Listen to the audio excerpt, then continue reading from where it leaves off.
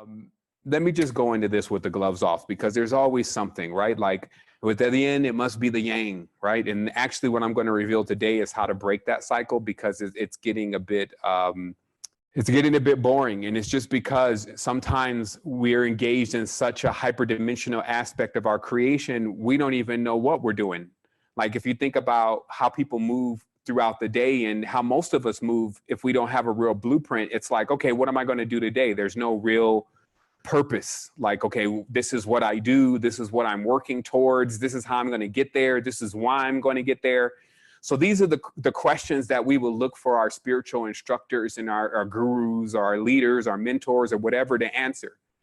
And what happens is that, you know, I've always still seen myself as young. Now that I'm getting older, and like I'm about to hit 40 here. So now I guess I'm going to eventually get to the point where I'm going to be the elder that's giving the information, because I was looking to the elders and looking to the information that was out there to get me acclimated to what I was experiencing in this grand climb up to my ascent, right? So whether that's, again, you got information from secret societies, you have old books about, you know, magical powers from ancestors, you got witchcraft and warlocks and voodoo, and you have all these different systems that proclaim to actually understand how to work the machinations of this existence and get you to where whatever you desire, you receive, right? That's the whole height of magic, is when you want something, you can just have it when you want it, right? And so that's why things like the laws of attraction and the manifestation laws and all these things become so instrumental these days for people to have. That's why people are gravitating towards that, because they're like, oh, you know, if I can find a way to manifest whatever I want, then that's what I want, right? And then never asking themselves the question, what do you really want? Because if you were in front of someone that can answer all questions, but you just needed to present the question, what question would you really ask?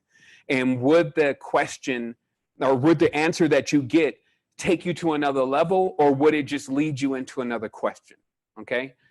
So with that being asked, I would first address, let's say, for instance, if I got to ask something that had answers to everything, the first question I would ask it is, how could I operate? Like, how could I do things that in a way that it will always be in my favor, especially from what I've learned on Earth so far. I've learned on Earth so far that you can take a ball with all your strength and throw it at something, and sometimes it could be the equivalent of that ball hitting a wall right away, and then that ball hitting you in the face.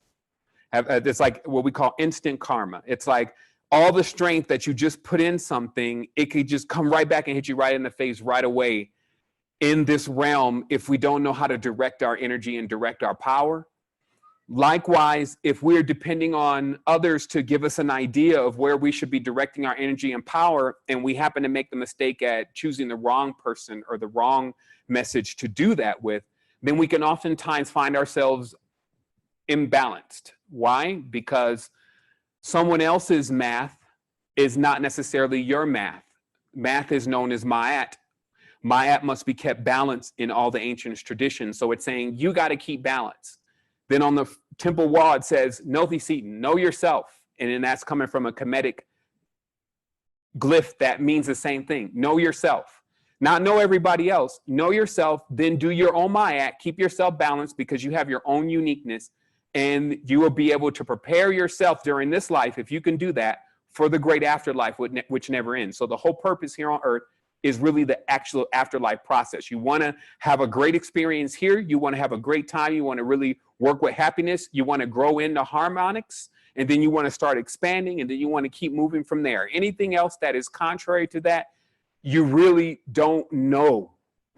Meaning that we're being taught things, and things are being misconstrued so much. We're being taught things that are just not true. That's like why our whole misconceptions about what evil is and darkness is so illusory, because we don't even know. Like it's a lot to calculate. It's a lot to compute, and we would even need the experience to fully get an idea of it. So what is all of this? What is this machination, and why are we struggling so much with it? Meaning that some have given up and they just say, oh, just relax and go with the flow and see where it takes you. And then as Somebody said recently, only dead fish go with the flow. The reality is, if you just go with the flow of this, it will have you doing all types of things. I don't care what your story was. If you go downtown and go with the flow, you'll see where the flow will eventually take you. It will take you where it wants. So if you don't choose to, especially now, take that wheel of life and really drive your consciousness into the next level of your expansion, at minimum, you're looking at a repeat. At minimum, you're looking at things are not going to probably go as well as they did this time because lessons still needed to be learned. And that's at minimum.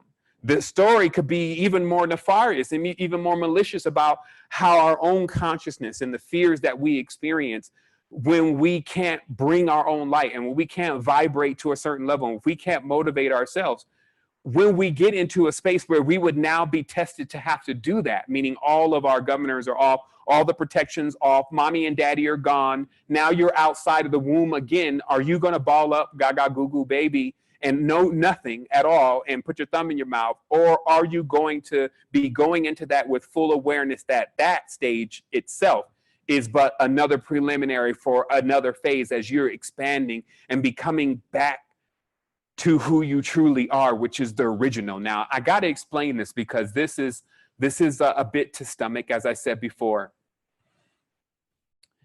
The original, the reason why I asked the question earlier about, do you believe an image of something has power, which 97% of the listeners of today said yes, they believe, and only actually one person said no, and they may have just slipped on the button and still trying to figure out how do I roll that back? And it's because we have this notion that, yeah, sometimes images of things can be powerful, but let me break it down for you. Now, first of all, we saw the indigenous talk about at times that taking pictures was not a good idea for them. They didn't like that whole thing. You take an exact image of me and then you put it. They felt like that kind of removed their power, right? So instead of just like going with the mystic mumbo jumbo, sometime that could happen still when even, you just see yourself appear on a 2D thing and you're trying to just figure this out. What kind of wizardry is this? Fast forwarding right until now, what I can still say is what is known there is that there's an essence of power that has been transferred. Now, whether it is going to increase the person's power or decrease, I believe is based on quite a few different things, like what was also in that picture, right? Like if a person having this great time, generally every time they look at that picture, they're like, yeah, boy, that was that day. And so it increases their energy. But if there's something wild going on or they're in a weird place, it may do something else, right? But we're still following the line here that somehow pictures and energy connect. So what happened is I was presented a question that got me on a sequence of pondering several things. And one of those questions had a lot to do with, well, because I can't even paraphrase the question. I'm not even sure because my sequence of questions come across really weird, but it started having me think about when you make a replica of something, a copy, does that copy actually have any power? And so I pondered this for a while because I know a lot about resonance. So when you make dimensionally accurate objects, like dimensionally accurate pyramids made out of resonated materials that are the same geometrics as the certain pyramids around the world, have a connection to each other that is similar to the same connection from magnetics, okay? So the shapes themselves, the geometries themselves actually cause a magnetic connection. And because of this, actually, let me just cut to the chase here. I had like a really strong experience when early in the days when I was studying to find God, I came across these objects called talismans. And I spoke about this in certain scenarios and certain courses and things, but I'll just bring it into scope so we can see how it connects. That talismans were basically pieces of paper that were inscribed with either sacred symbols during certain times, using certain ink, with certain parchment, and could bring about these miraculous results. miraculous and intentional in that you had no clue of how this would work, but somehow it did.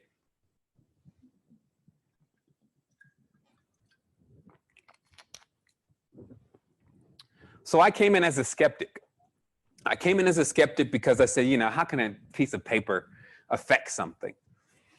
But I followed the instructions because I was actually in need of a breakthrough, and I was actually looking to see if I could expand and meet this being known as God, because I needed to talk to God about some things that I had gotten myself into.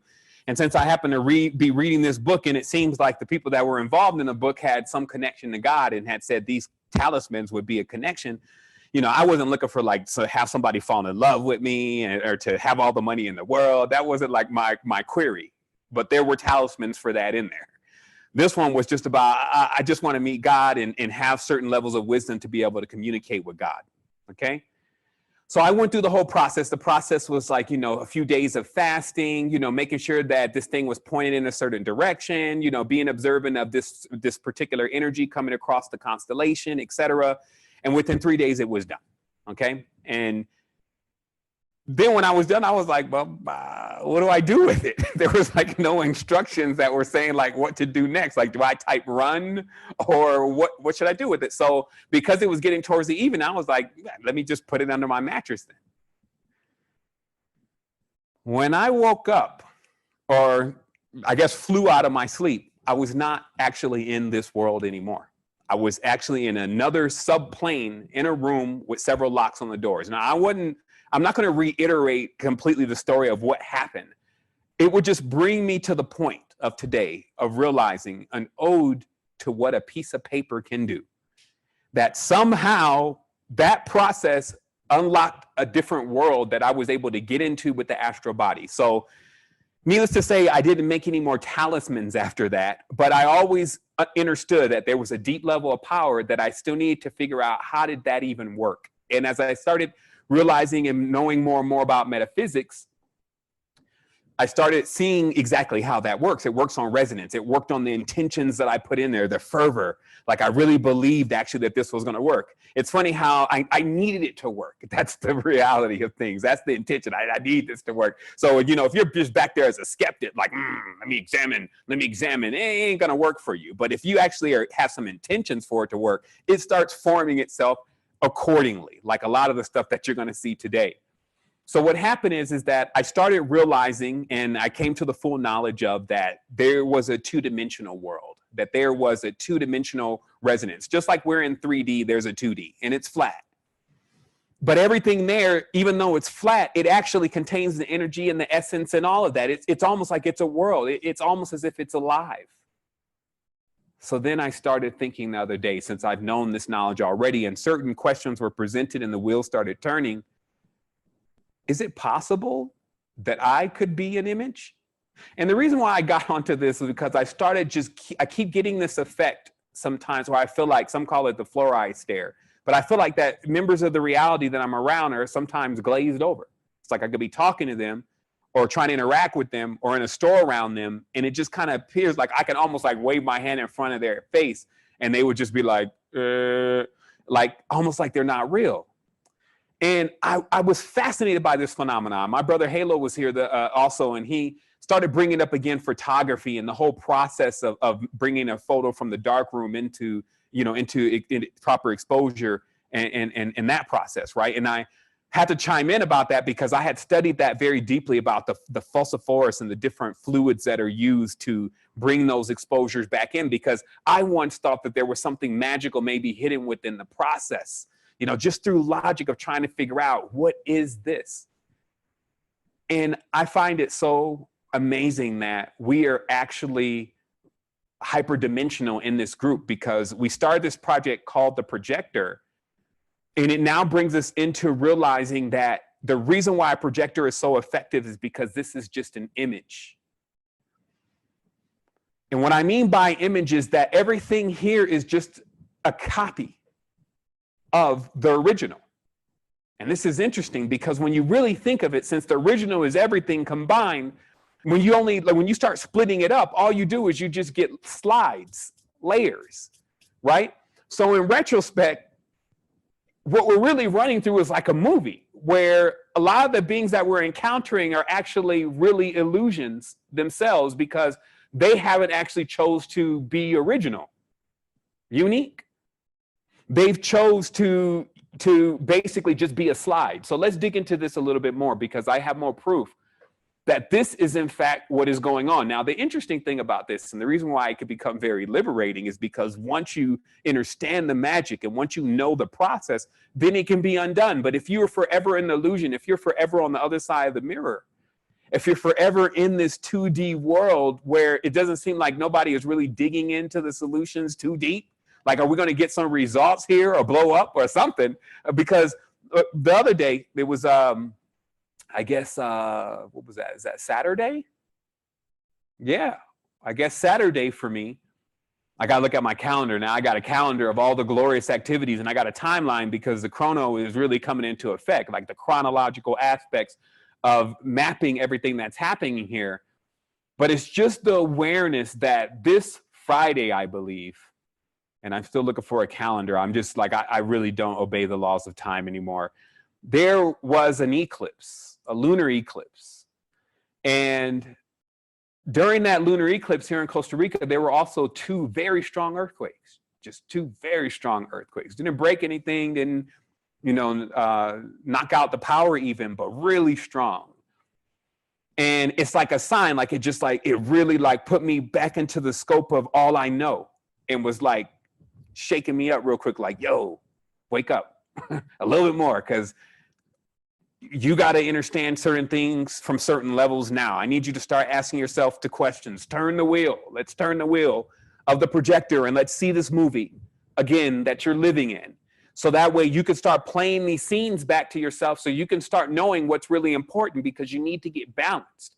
You need to get Ma'at. Now, Earth needs it bad too. Remember, Earth already got that, 23.6, whatever, 26.5, whatever degree wobble going on, right? And so she's already imbalanced. She needs help with that, or he's already in, whatever floats your boat. I think for men, it's fascinating us to think that Earth is a woman and she needs our help. So maybe for women, if you think it's a man and it needs your help, that may float your boat. But either way, it's off kilter. So it needs more beings to actually speed up, because just like a top, when you speed up, your centrifugal force and all that so high, you're perfect. Right? And the more things that are doing that, the more it'll correct Earth. Now, of course, if there's imbalances, there's tons of imbalances going on, just because people are not really balancing out what they're doing either way. So because those imbalances, you know where the imbalances come from? It's Earth's bank book. Earth is just the worst at banking with the system that it's using now. It's not really recognizing the people that are actually doing something. It's not like the people who are giving us our food are getting paid the less. Like all those things, the people who are sitting back like fat cats riding jet planes all day are doing absolutely nothing. They're like sitting on millions of dollars. The books are imbalanced. So that's the imbalance right there. So in retrospect, when you look at quantum solutions, you got to be able to get into frameworks like that, which we can. But the first thing to do is to get in your own framework. But also to realize some really deep knowledge here about the mysticism that we're being involved in. And I'll say it like that because a lot of people just reject the whole thing altogether and just are like, you know what, I'm not a part of this, this is Earth, or they come up with all sorts of dilemmas in their own consciousness. But the truth is, if you're standing here, it's going to affect you. So because it's going to affect all of us, then we must address it, the elephant in the room, and meaning, what is going on? So I'm elaborating in every detail of exactly what's happening. So because we were created in an image. Now let me explain this imagery to you, because some imagery is different.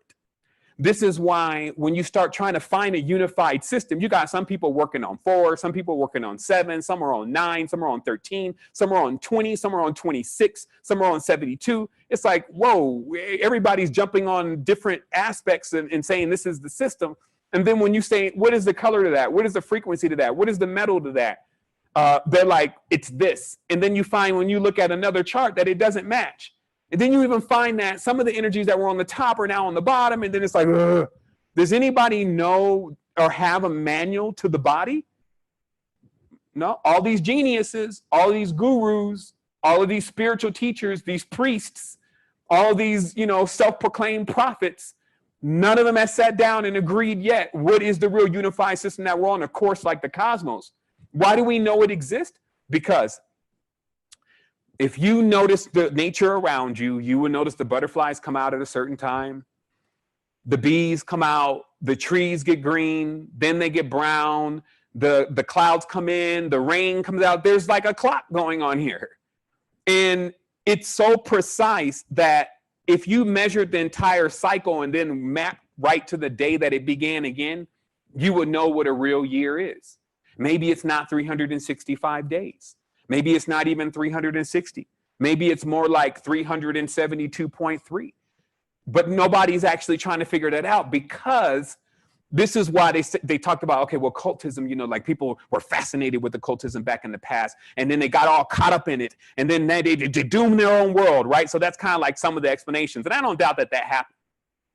But I will say for sure, if technology was then the alternative, so we removed all the spiritual stuff, and then we bought technology and we bought innovations so people can stare at their cell phones all day. Is that what we're talking about? This would be like if you're talking like an Arc Mason or something who's going to just brag about that all the rights that we have now were pretty much put in play by the Freemasons that built their structures around the world, their laws and their legal systems and their freedom and all that kind of stuff. So that's what they're going to want to get into you and drill into you about if you're asking them. But yet and still, they cannot explain to you why we were made in the image of something. Okay, because look at the wordplay. In the Bible, God says, let us make man in our own image, in our own likeness. Okay, so when you're doing in that kind of thing, and when you're speaking like that, that means that, because I told you that God in the Bible is actually a king, an old king. So it's not even like, you don't got to go as far as thinking you're talking to Saturn or thinking you're talking to Aurora or anything like that. You just need to think about an old deified king literally saying, I'm going to make them in my image. And what I'm going to do that is all written right here. And part of that is changing the language. Let us go down and confuse them and put enmity between them, change their language, right? So spells start going into work here. The next stage is that the image, like I'm going to make them like me, not like they are. So that means that anytime you start messing with images and projectors, you got to start controlling the days of the week. You got to start controlling the gods. You got to start controlling the math, the numbers, the letters. You got to start controlling those things before you can get in control of someone's real world, their real soul. So when you ask yourself today, though, have these institutions been able to accomplish this? Absolutely.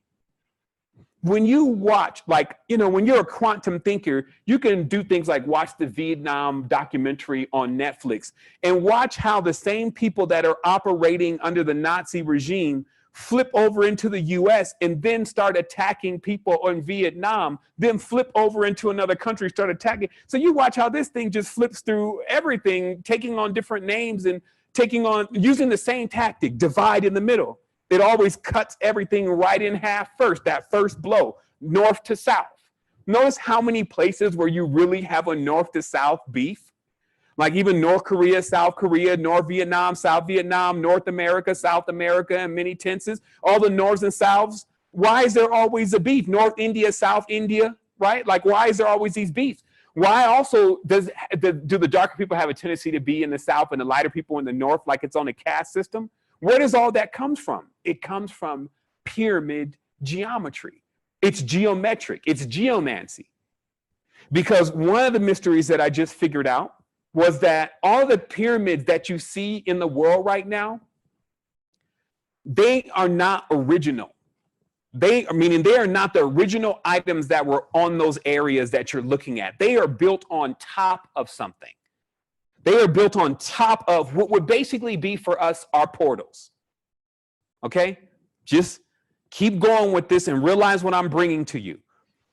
Now, all the sacred sites in the world, as Freemasonry talks about, the sacred sites in the world, what they do is they try to get those sacred sites and either put temples or churches or something there because they know that there's an energy that people have been going to that area for the longest, right? Now, I'm going to rewind you through history. People have been going to temples for the longest. Now, many people, because they gotten into the external sun, they believe that the purpose was to go into the temple. It was always what was going into the temple that you should really look at, like people coming into the temple. But it was actually what was coming out of the temple. Because what you had is that temples only had priests in them. So you had priests going in, and then what was coming out in that priest was what was coming out of that portal. Okay? And I'll bring that to you one more time. People think about, oh, let me go into church and get myself together. Let me go into the Buddhist temple and get myself together and pray and get myself spiritually fulfilled. Where that comes from is that in the old days, you would go to the sacred sites, and then when you would pray to your ancestors, they would feel you. Like there would be an old ancestor that wasn't using a physical body, be like, you know what, this lad's kind of like me. You know what, I'm going to jump into him. And they will become spirit-filled, their own ancestors. And then they will come out and they will have the big eyes for a minute. And then right when you walk out of the temple, there is the accoutrements, the Wa staff, the sphinxes, different things that you're going to need to deal with earth plane as it still stands right now. What we're not seeing because we're sometimes too many layers behind in the illusion. Okay? So continuously going with this to realize again that what is coming out of the temple is what is most necessary for us to see. We should also see that, okay, now let's say we try to go a little bit further. What is all of this? Why are people going to the temple? Why do they come out different? Why do they feel like that's a place that they can really connect with things? What is it? It's the womb, okay? Duh. It's the womb itself. It's the place where souls come in and out. It's the hole, the chasm. And of course, you know, you're laying by the hole, no telling what's going to happen. So people just started building these. It was like they started worshiping the hole, basically. That's like the goddess worship in itself. It's like, this is where we all come in and this is where we go out. This is sacred. Let's build this. Let's build this. And that's how that started. That's how the acupuncture or the chakra points of the earth were found, because real souls were coming out of them. So now when you fast forward into the future, pyramids are on top of all the places souls come from. I don't have to be a genius to get what could happen to a soul if it comes out in a pyramid rather than coming out in its original design. It's probably going to come out thinking that something's on top of it, that is in this rat race trying to get to the top versus expanding, that, you know, it's got to believe in something that's up there, that it's really down here since it started off at the beginning. It's going to, pyramidal shit basically is going to happen to that being, for better or for worse. Now, I have facts, evidence proving, like even in the Aztec country, they had an earthquake, right? Just recently, and it cracked open one of the pyramids, and then they found all these other rooms, and they're looking at the room. They're like, the rocks from here don't match at all this structure that's on top of it. And then it's happening in a lot of places around the world, that the pyramids that are built, they're built on top of our ancestors' reincarnation points. Okay, so let's desist for a minute, because that would get us into University semester 3 too deep. But just to realize once again that then when something says, let us make it in our image, we still have to realize that these are copycats, okay? So they're getting this from somewhere else. So I would desist on talking about the one who gave you English, the one who gave you all these different laws, rules, edicts, decrees, bulls, their marriages, and all this shit that they've concocted, their oaths, their pacts, their rituals, in their language, their mysticism, their vows, their owls, their tones, their nouns, all of that you've learned. I'll desist, because I'm going to show you how to get that under control, but I would desist on that to highlight for one moment that there has to be an original, because they are copiers. They are copies of copies of copies is what you have going on here, right? So when we think about the original, though, the reason why all this can go on is that the original is so powerful that even an image of it can do something. We are images of it. We can do something, and we're not even completely into the original aspects yet. So imagine what we can do. One moment.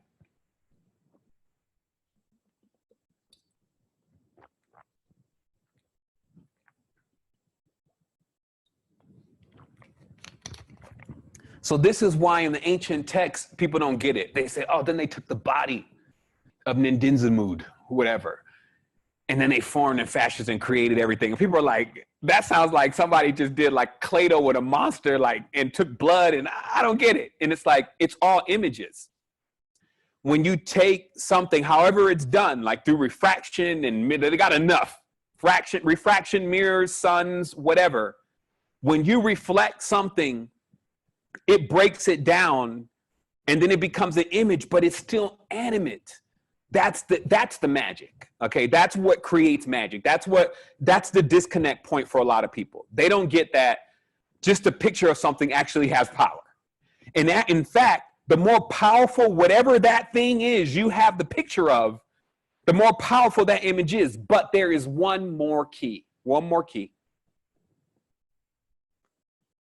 Belief.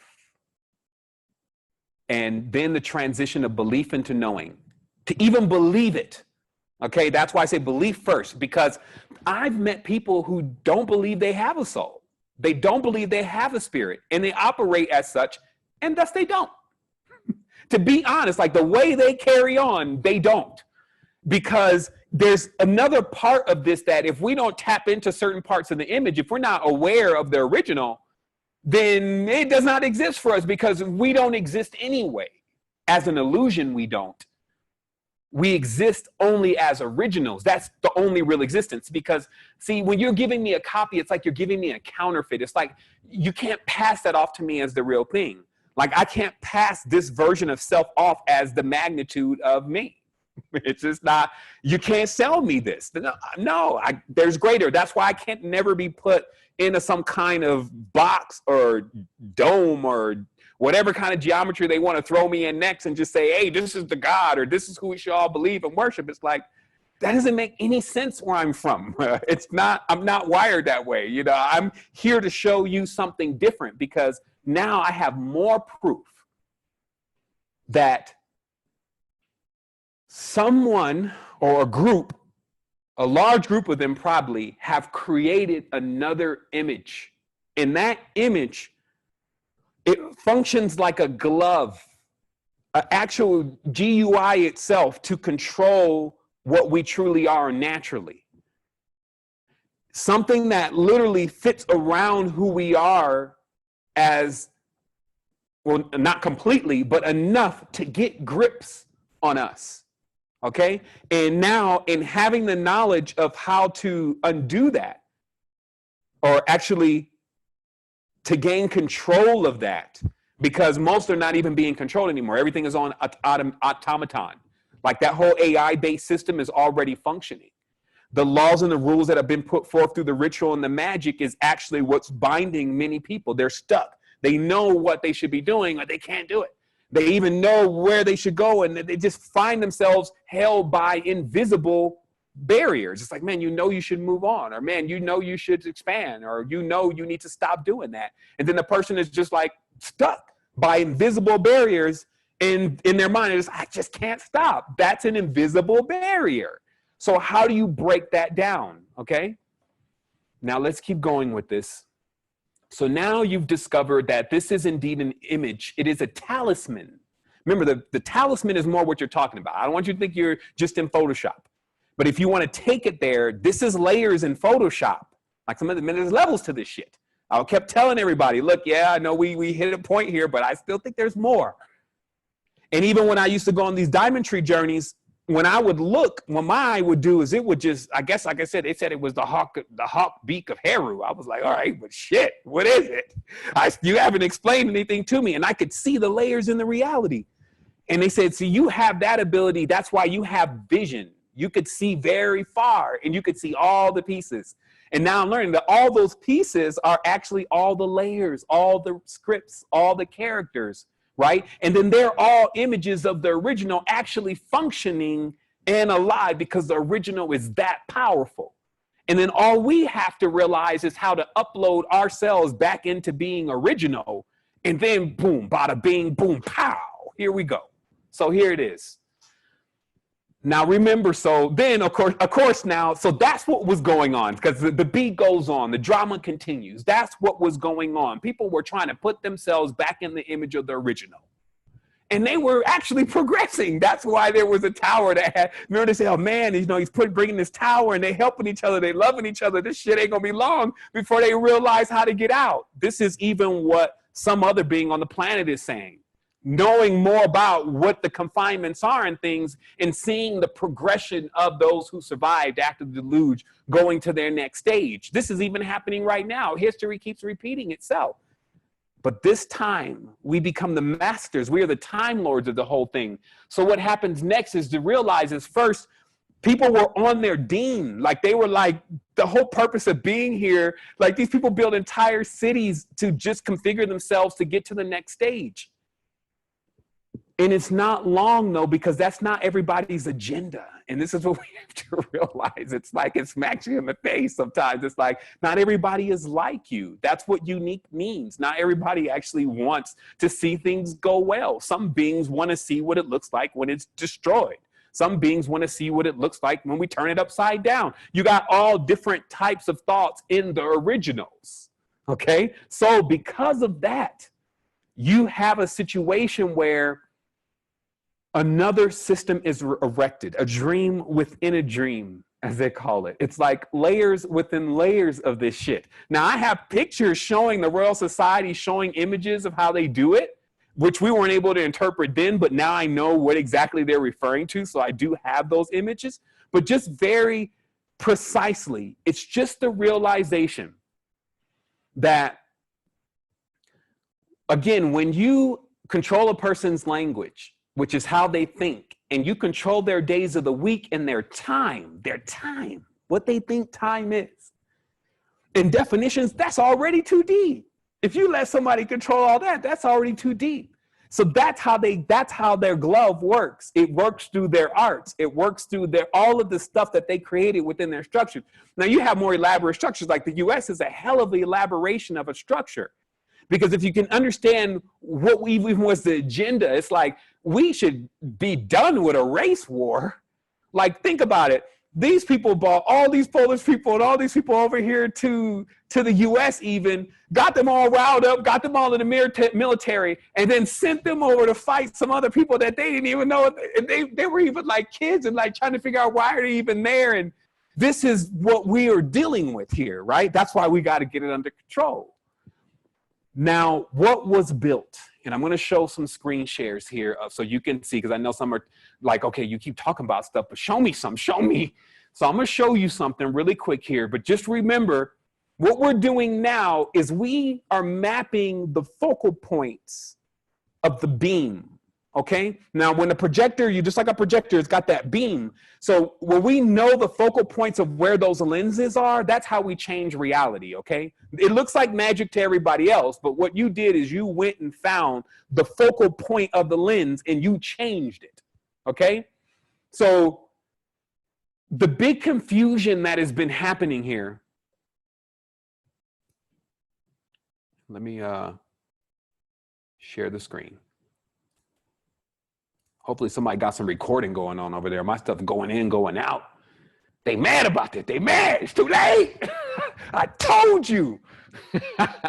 It's not going to take long. Like young Ram is going to find out what's happening. Like, I'm going to run through this. Like, I find this reality to be so strange. It's like everything is just so correct, like we're supposed to be. Yet nothing is fucking going on. Like, nobody really can answer the straight questions. And then when you start digging into stuff, like, finally my beam has gotten around to this. To be honest, like, I always get inundated with all sorts of stuff to do. And I'm still going to accomplish that. But how much time I have to actually focus on this kind of stuff, like, I just believe personally, I have a lot of ancestors. I have a lot of people. Like, I believe that the souls and the spirits, even of the people that are here on the line, the people who have been with the resistance from time to time, the people who have been with secret energy, that all their guides and all of that are all here. And they encourage me to, like, keep going. We can just go over that thing again, like, come around one more time. Because see, what happens is, have you ever noticed that when you gain a large level of awareness, if you go back and you read something or see something that you thought you knew about before you had that level of awareness, obviously you read deeper into it now. Something talks to you even deeper. And it's because, that's why I said nothing actually exists beyond what you're aware of. You don't think you have a soul? You have a soul. You don't think you have a spirit? You don't have a spirit. the magnitude of what you can think, you already are capable of doing. That's what they call that to us starts to define the word called limitless, right? So I'm just showing you the mechanics of how this works, because you got something. If you want to imagine how powerful you are, even being an image, it's already animated. Even being an image, you're already off the chain. Even being an image, you're running around, you're cussing sometime, you're having a great time, you're going through maximum pleasure, you're even just being the image. So when you come into total awareness of who you are, which there is clearly an agenda, I'm showing you today, as you're seeing on my screen, hold on real quick, let me make my picture big. There is an agenda, baby. And I don't know who or what or why or where, and I don't care. All I know is I'm dipping. And those who are with me, we're on to the next stage. So check out what happened. So what happened was, obviously, there's been a lot of simplicity happening with the network. I've been looking at some of the simple things and seeing how powerful it is for us, and noticing at times when some of those things are missing. Let me go over here with it.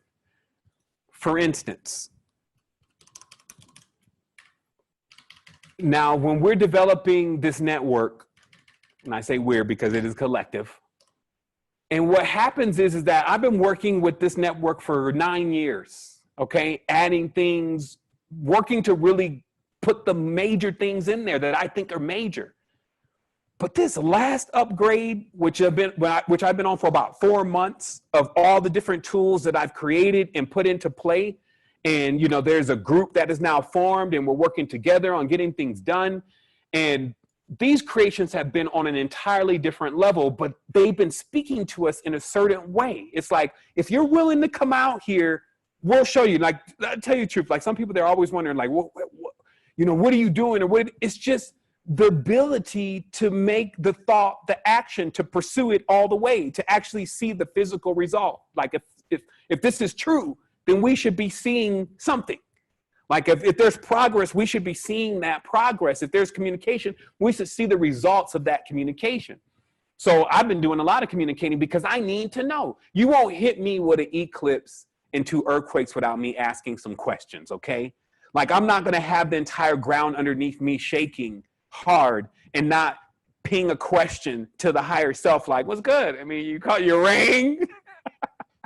Yeah, I need you to step it up a little bit because you're on time, but I just love to do you like that. It's like, geez, man, give me a break. You see, I'm like full throttle. But anyway, it starts communicating me, higher self, together about simple stuff that keeps us unified. For instance, this calendar, which is now at secretenergy.com/global calendar or global-calendar, cosmic-calendar also. Actually, and this goes live at a certain point, you can have links to it. I send links to it. People have links to it already. Some people see links in some of the Facebook videos, so they have access to this already. There's a new Facebook video, or excuse me, YouTube video. It's not loud, according to what people are saying, but inside the description, there's some links. And I'll share some links before the end of the show. Actually, I'm sure somebody will share a link anyway. But what I've done, like a sliding under the door with it, because it took so long. Do you know that I have spent years with stuff like this? Like this chart, you see how old it is. It's like old and dusty. It's like a perfect example of how many nights we spent. Let me bring this closer. There we go. How many nights we've spent working with planetary correspondences, chakra correspondences, in song or deity correspondences, number correspondences, age correspondences. And this is like night after night of furious work trying to find some kind of connections within what we are doing here, page after page. And of course, this is just like the big charts. Like when we're talking about the small stuff and the notes and the continue, like I just need that much space to keep writing things down. What am I looking for? It's like an alien on the planet searching for something sometimes, I feel like. What am I looking for? The blueprints. I'm looking for, how do I get in the groove of what's happening here? And today I had the eureka. Today, and it's been going on actually for the last 2 to 3 days, there's been a consistent Because mainly today, though, I realize why it's been so hard for me to unify the system, because I even had to do semester 2 without completely having the solution that I was looking for. Like, I was looking for a specific solution to deliver in relation to correspondences of celestial mechanics. And unfortunately, I was baffled at what I was presented with, meaning that when asking occultists what was some information that we could agree on about chakras and colors and frequencies and entities and all that, I only found what I find in the New Age community sometimes. Lots of dissension, lots of thinking one is aware, but still basically vainly reciting, meaning repeating what someone else has said or has done and not actually checking where did that even come from and why does that even connect? And because there is so much of this information out there, I mean, people are creating new charts daily, proliferating buffoonery in high definition is what's happening, because when you look at these charts, they don't match. They're not correct. Why? There's at minimum, two different systems. This is why there's a great marriage. The spirit is all in the soul, or excuse me, the soul, the spirit and the flesh. Let's use those two today, okay? The spirit and the flesh. I'm going to need 2 batteries here in a moment, but I'll take a break in just a second. But the spirit and the flesh don't get along. They don't. They're nothing alike. It's like male and female. Somehow they're together, but they don't get along. They need each other to somehow keep something going on, or what is it? That is the relationship between spirit and flesh. And then what happens is that you got spirit and flesh infused together. This is what our existence is. 2 total opposites are now in a relationship infused together in a marriage. So what happens is that the magic that created that, because, sometimes says, you might say, Mom, so what attracted you to Dad, girl? And boy, that magic. He just had that magic in his eye. That magic, okay, what that is about realizing that not only do opposites attract, but you have an entire system going on here of, like I told you before, yin yang, yin yang, yin yang, yin yang, yin yang, yin yang, yin yang, yin yang, to create a perpetual machination, a projector of slides of memories, of all the illusions that still are in the play together, acting out their scripts before they decide to become original. Okay? Like, look how it works. Look how every single thing, even now that we're playing around with in the reality, hints to what I'm telling you right now. Like I told you about computers, the CPU, the processor, the memories, the control points, the circuits, the stars, the sun, right? Processing in the cloud, processing the clouds or the thoughts or the ideas that everything is having inside of the mainframe, right? So this is how that all connects, because at some point in the unknown nothingness, something concocted whatever to begin to bring things from the nothing to the something. And that process is what we are witnessing right now in our existence, but also even more closely with things like this calendar that I have on the screen. And not only, and I'm going to share that, not only did that happen one time, but I can give you now 2 times that it happened, okay? And this is why things are so confusing now. When I say 2 times, it's because you have a clock, if you may, for your spirit, and you have a clock for your flesh. And now, because the flesh is so entwined, you also can't almost differentiate the 2, but you have a clock for the fake matrix. See, that's what's happened. The flesh side, which belongs to nature, that ran on a natural clock, has been pulled into a high level of mysticism and is now being operated by an entirely different clock. And let me show you.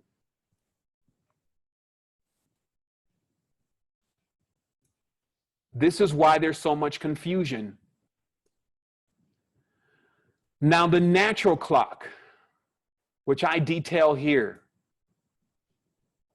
And this is from the compilation of years of research, because I've actually had to put devices together that do work and do things, but based on a universal system. So when working with that same system, but still unifying it even more, because I'm going to do elaborate work on this. Like if I know the element, because like for instance, with mercury, you can't even handle mercury. You can suspend it. Like there's some suspended mercury in different places, and that works for the essence. But even still, to just have it around, it's, you know, it's mercury. But mercury also, because it's on the periodic table, has a connection with another element, because that's how the periodic table is put together. So it's then easy to find all the elements of a specific day when you already have one element, if that element is accurate. You see what I mean? And so what I did was I spent a lot of time in putting together accuracies. In fact, let me see if that's there. No, it's not. Anyway, it's not important. It's just a process of how long it takes to do something like this. And I just lapsed it just to see how many hours go by as you're throwing all these different things around that everybody is just saying works and this and works. And then you're dealing with your own knowledge. Like I got a lot of awareness of occultism. So at this point, some stuff is just a no-brainer. Some things become a bit hazy. And then all of a sudden it just clicks together. Again, one eureka is to realize there is no unified system completely between the body and the spirit, because they're off.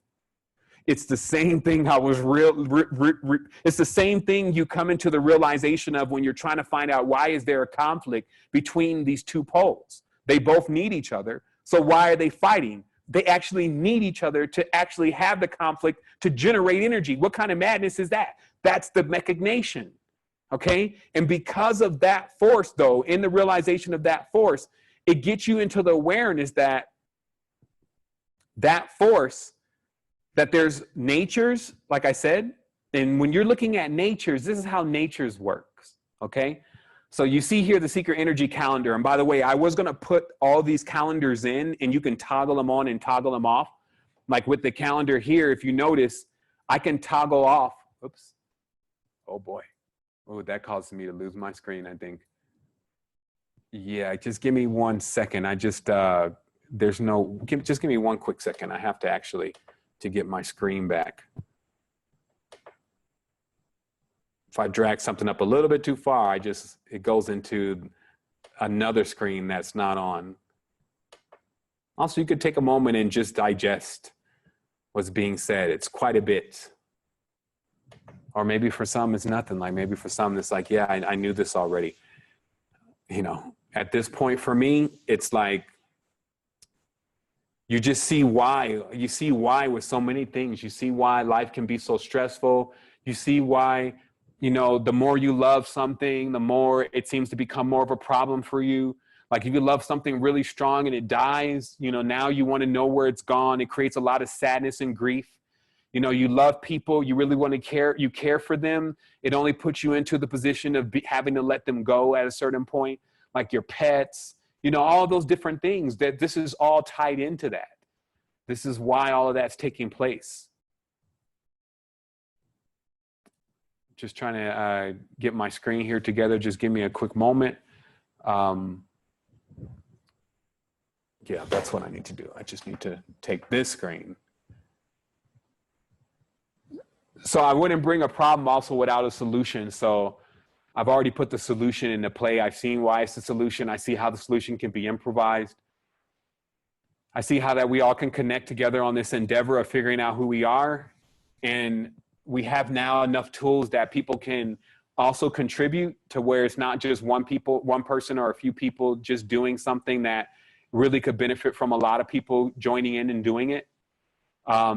Even these calendars, now we have in these calendars, these group invites. And I'm assuming at this point that my screen is back on. Actually, let me do it again. So with these calendars now, anyone can now add an event, and we can approve that event on our end once it's added. Anyone can ping this calendar, like they can add it to their own calendar with the iCal and the RSS. Let me blow this up a little bit because I know it's like super small because using a widescreen.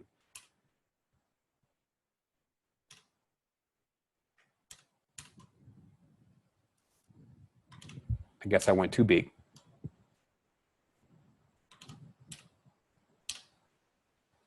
But at least allow me to show another part.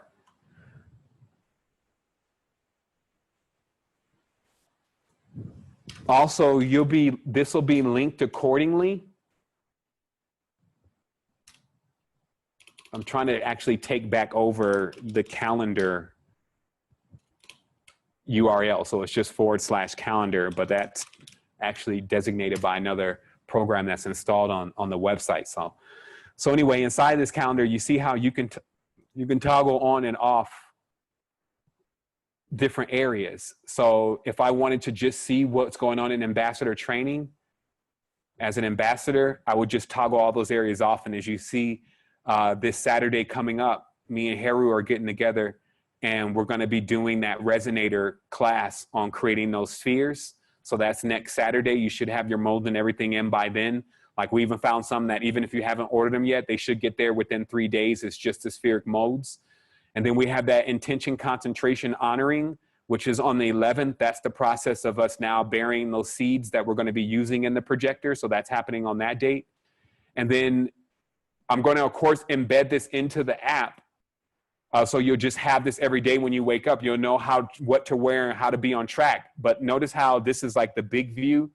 If we squeeze this in, which is the mobile view, all you see is you just see, like, obviously today, this is the 29th. So you already see your chakra, you see your crystal, you see your frequency, you see your herb, you see your metal, you see your color. And that's kind of like what we need, right? It's like every day, if I got to swap out between colors and different things, like I may be trying to take care of the kids. I may be, in one of my moods, doing my thing, whatever. I need something I can just say, okay, while I'm in the closet, just see the colors. Now, how did this information come about? Because there are going to be some people with some conflicting information, but there is no conflict. I would ask those people first, did you realize that there's actually one body laid over the top of another body? And they may say, I don't know, depends on what they say. Maybe they know even that there's a hexagram laid over the top of the hexagon or pentagon or whatever. Like they may try to say, yeah, we know that. But it's just that you're dealing with two different kind of bodies. And the reason what I've created in my chart is a perfect marriage. I make sure that the chakras and the physical body, along with the fake matrix program, gets all the codes that it needs to have the best day. That's as easy as I can put it. Because like I said, the physical body has been living in the fake matrix for now, however old you are. For me, it's been almost 40 years. So the physical body actually doesn't really know as much anymore about nature's laws and rules as it does about the fake matrix's expression of those same laws and rules. Now, it still has its instincts, don't get me wrong, but you know what I mean? Like if you can look at many indigenous cultures and see how they conduct their lives daily, and then look at the standard united, this whether they're coming from the UK or whether they're coming from the US, person's lifestyle, and then start pairing those up astronomically. When you start using occult integers, you start seeing, whoa, these people are like on this system and these people are more like this system. So let me explain where that occult system comes from. And then today's conversation is not a very long one. We're going to talk about some things. Wednesday, we're actually going to get into placing our patterns on the projectors. It's just a short class. And then in between time, we're going to be polishing in even deeper onto these grooves so we can get a global meditation happening with our groups, and that we can start to also get in the same course together so we can keep getting stronger and expanding in this process and not making it more complex for ourselves because we may be swimming upriver without a paddle. So let me show you what happened. So when the new system came along, it was because these different occultists, kings, you name it, they had cracked it. Somehow in looking into nature and music, and that's why Pythagoras had a lot to do with it. As you see, Apollo, who's the Greek sun god, is sitting up here, but he's actually sitting on top of what would be really your chakra centers in this image. This is what this image is. It's an occult version of the chakra centers. What are we going to call it? Let's say the template, the glove that's used to control the human soul through the chakra center body consciousness, okay? So in some of these pictures, what you see is just indicators like the music, which is the frequency, the three sisters, which is Luna, the moon, the power of the birth, the regeneration, the sustaining, the mistress, the maiden, the crone, those steps. You see even the Apollo again holding in his hand an actual musical instrument to show you this is about tones, this is about frequencies, right? And then you see a lot of the same motifs that you would see in some of the more ancient cultures like the lotuses and this kind of things that show you reproductive symbols. But again, you really get them stylizing this as actual kings in the world. Look here, Saturn as a king, Jupiter as a king.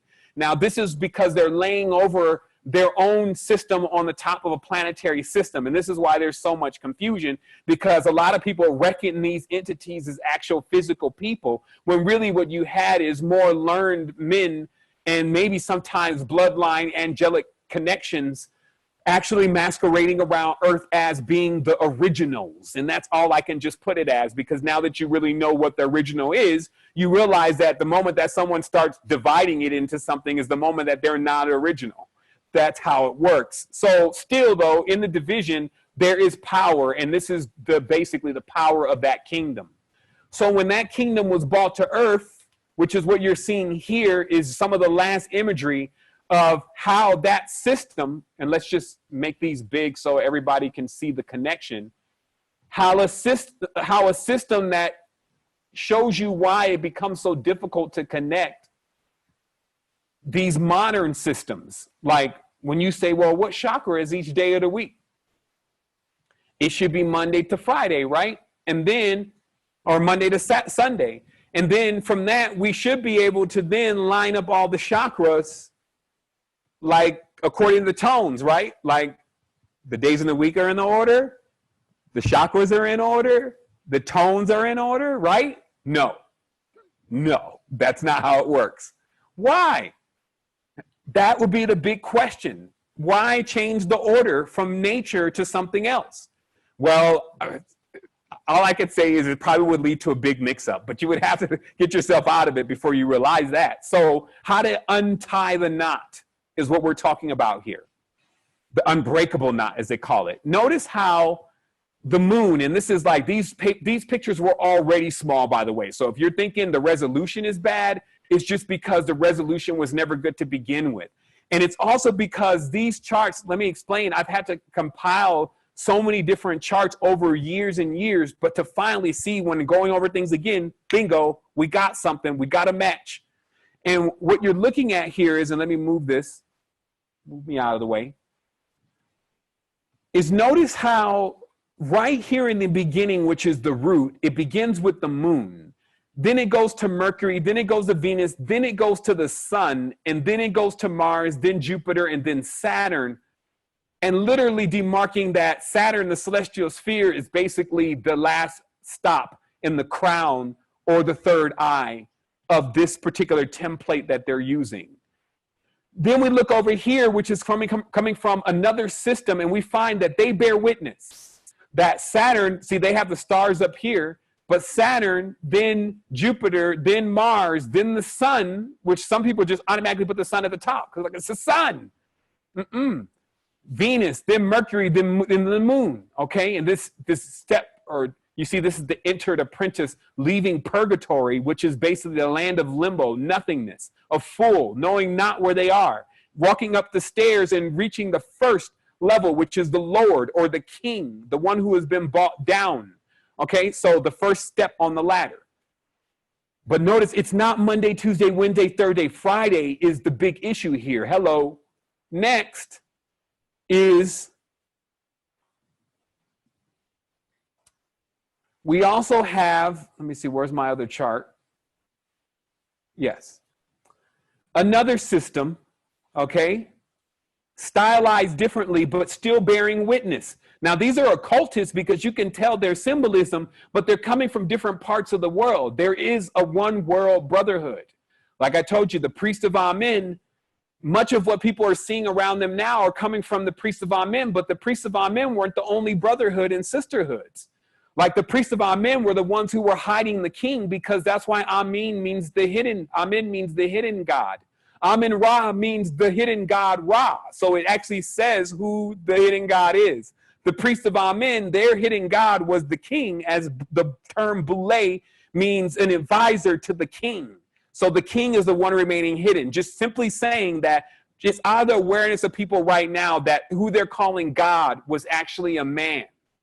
And that man was a king. And because of the stature and the awareness of them knowing who they are and the connections within nature, they were capable of deifying themselves. As it says, Caesar deified himself, meaning he became a god amongst men. The only way you can do that is to basically hide the knowledge that everybody else is also or can be at that same magnitude. But let us keep going. Now we see the confirmation that the moon is actually considered in the lower chakra center, while many charts put the moon as the third eye. This becomes where somebody else is like, namaste, sister. I just think the moon should be here. I'm just so tired of the man being up here. And it's like, Sister Betty, no.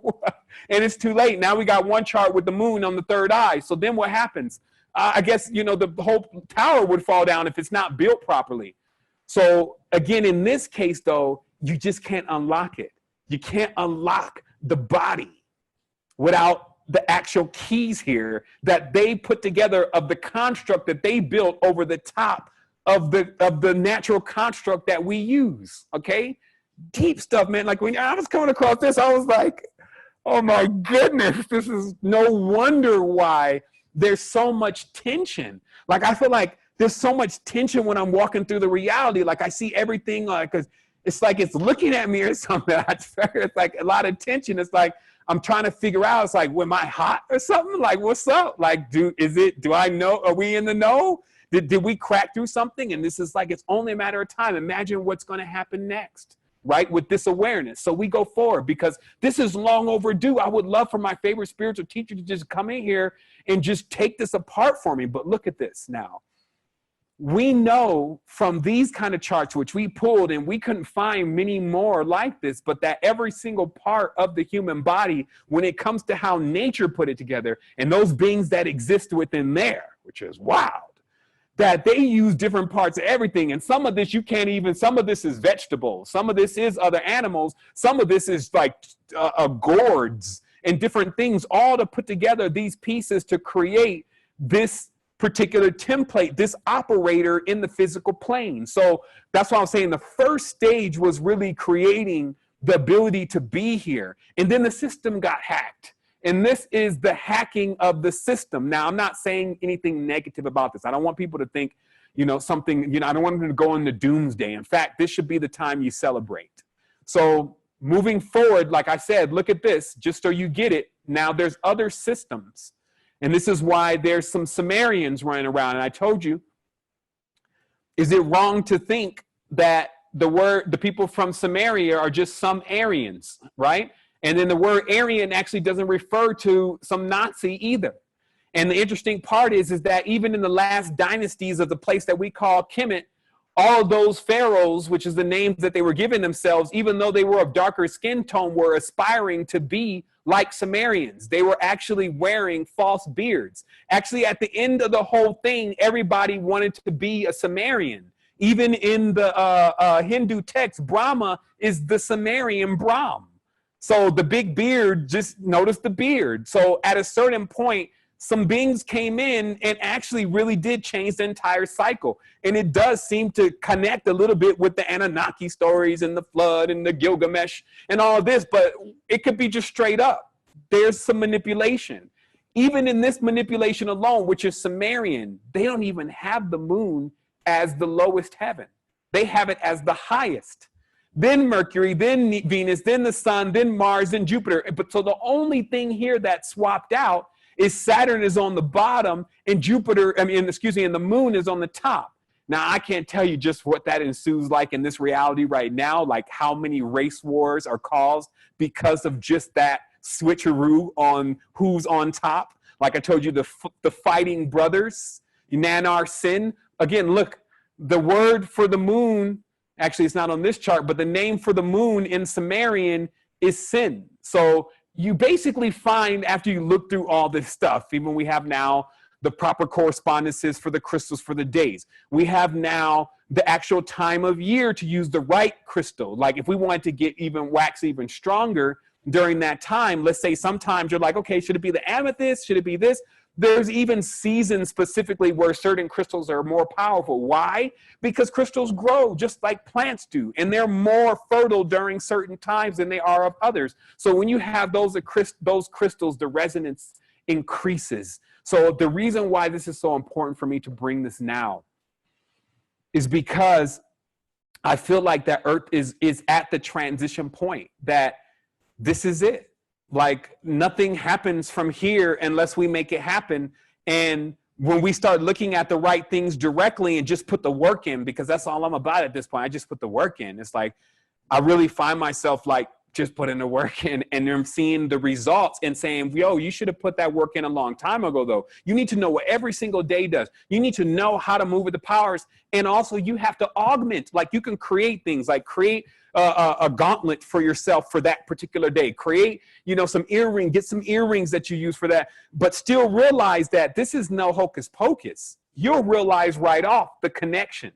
Like even within this new calendar that has been created, and I won't say it's new. What I'll say is that it's been harmonized because it's bringing in the aspects of what has gone on and what is going on now, which I find so many people just lost about. Like meaning trying to put together both of these two worlds, which you could see why.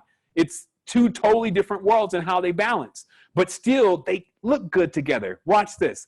Notice how when you now think of the colors, and let's say, for instance, this is Saturday, okay? Black goes with violet, okay? Green goes with yellow. Orange goes with brown. Red is even now with blue. So there's something about, now I didn't just come up with this after like, oh, let's do this. I went across several charts, 10, 15 different charts. Also my own experience, what I know. Like what happened during certain times, but I could clearly tell there was some Venusian energy around. Like when the lady kept referring to Orion, or the brown obsidian ball seemed to be the best thing to grab and look into the future when there seemed to be some kind of Saturnalian presence around. Like all those different moments, and remember, oh, okay, these two must connect then. And then remembering that, okay, but it's not just one body we're talking about here. There's another body that is actually in play because they're married to each other. So let's make sure that they both get something, not that one is getting more than the other, or one is getting everything and the other is getting nothing. Let's put it in balance. So with that being said, 7 Raw is launching on Monday, which is a series of videos that consistently come out that are shot, hopefully with better volume than the recent one, in a very fast way to keep everyone connected and in awareness of what is going on and what we are doing. And also the knowledge and the information as it continues to move through. Also processing these queries. Like there's going to be questions, especially as we keep rolling through this, we're going to come to see that this ain't no joker. And as I build this in more, you will see everything. It's like when you need the tone and the frequency, just click the button. Click the button, thing immediately download to the phone. I'll even have an ultrasonic version that nobody can hear. And that you just ride with and play it all day. I just ordered personally quite a few herbs, like not just like, you know, your henbane and all that kind of stuff that you would see at your local markets or even your Wicca stores. There are specific resins, because you got to remember the resins are like some of the most powerful aspects of dialing in and out frequencies. But when I have these resins in front of me, it's going to be easy for me to determine what kind of calibrations, okay? Because look, so we used to be big, right? Like physically big, right? But and this was through the potions, because the potions changed the proportions, okay? Potions and proportions. Let's take these two words, right? So we harken back into this time where it seems like, according to all the drawings and a lot of stuff that they're unburying, and of course my guy, phenomenal travel videos in India, continue, like a lot of this that's going on. They can't even cover it up in India. It's just still too fresh. And then if the impact is still there, meaning the larger human beings that have all these powers that are running with the cosmos, they done drunk the potions and become bigger like Mario, right? Like you think it's a game, but the right kind of potion, the right kind of formula can have an otherwise small, petty being on some phenomenal cosmic stuff. if they get their potion and their alchemy right, right? Hasn't anyone experienced one of these substances where all of a sudden it's a little boop boop and then rah, oh my goodness, and you're like, shit, I'm a god. Now nobody can tell me God, but eventually it just comes down as they start pissing you off and they tell you you're lying and that everybody goes through that. And I did too, so did I. I experienced that same thing. And they start really kicking you off your buzz, off your resonance. Now now you're back to the normal vibe. But did you not witness with that potion that everything became different? So, of course, there's not just one potion. In fact, when's the last time, like, where's the exploration even at? Like, they're acting like they're doing something and they're actually getting across with this. I mean, this reality, this fake matrix, this glove they built, their power glove, literally can have us illusionarily thinking that we're getting somewhere and doing something when nothing is really going on. And then the more you become woke, as they call it, the more you start realizing, actually, this looks pretty redundant. For us to get something new out of this, then, we need to actually start asking the real questions. And also, instead of turning everything down, no, I don't want that. That's not a part of me. Namaste. That's wickedness. Maybe we start looking in that to actually see, is there some images of us actually in there? It's like, oh shit, there's you in the wickedness. Turn the page. It's like, start realizing, the judge game only has everybody with a big misconception about what's actually happening here. And then when we start looking truly into this, look into yourself, you start seeing, hey, there's different me's. Why? There's at least a jumper and a catcher. There's at least someone talking and someone listening. Like they always say, hey, if you're talking and, in your mind, if you're talking, who the hell is listening? Like, is there two aspects going on? Absolutely. And these are the two aspects. And they have something to say. And they both need the same energy. This is what happens in relationships. Two people, they both need the same energy, but where are they going to get it from? This is like, if I need zinc, you need zinc. Where are we getting zinc from? And this is what people are locked into with these two poles, because they think that they need something different because I'm so different. Oh, I'm female, I'm male, I need something different. No, that's the illusion. Actually, everybody needs the same thing. We need connection. We need love. We need to be together. There has to be orgasms. There has to be organism. There has to be some organization actually here. There needs to be some actual order. We need some gold happening here. That's all what the ore is. We need more ores. We need iron now. We need zincs now. We need that stuff, not, here goes another, person come down. Here's a retreat. Okay, retreat, you're running, all right? So then when you're done running, what are you coming back to? People go to these retreats, they get their minds blown out, then they go drop them back off in New York. Then what happens? It's like no support system. This is it. It's done. It's over. Time out. In your world, you can make that happen, and somehow you did. I'm just the guy that you enlisted to make that process happen. And that, to me, it doesn't bother me. I feel like that I'm just the acolyte of the flux. I'm the one that people, if they pay, if they love, or whatever they do to reciprocate some kind of energy, for that, I actually go and get the real sleuth work done and find the results and the solutions. And it's happening non-linear because it's not just me. All is self. So again, my mind is very regulated. I don't have a lot of chatter going on, but I hear the voices. Like, I hear the thoughts. I hear other people saying different things. I may not be able to pinpoint exactly who it is, but I know the overall collective vibe of what people think about what we're doing. And it's very positive. It's very harmonic. In fact, it's even enlivened me to come back in this for one more, because I just have to agree. And that actual point just came, there's been a change of guard. Then it was like a week ago, there was the new, let's say the new agreement. It's like, okay, do you want to go to the next level? Do you choose to expand, Mr. Bomar? Are you going to expand? I'll be like, what are the agreements? What are the arrangements? Show me what it is, because I'm into this kind of thing. I'm kind of like a junkie for it. So what is it? And it's like, well, you got to take it to another stage. You got to come into a greater realization. This is it. It's all in front of you right here. Bam. And it'll hit me in the energetic potential of it, the potential. Like when someone says, let's picture the possibilities here.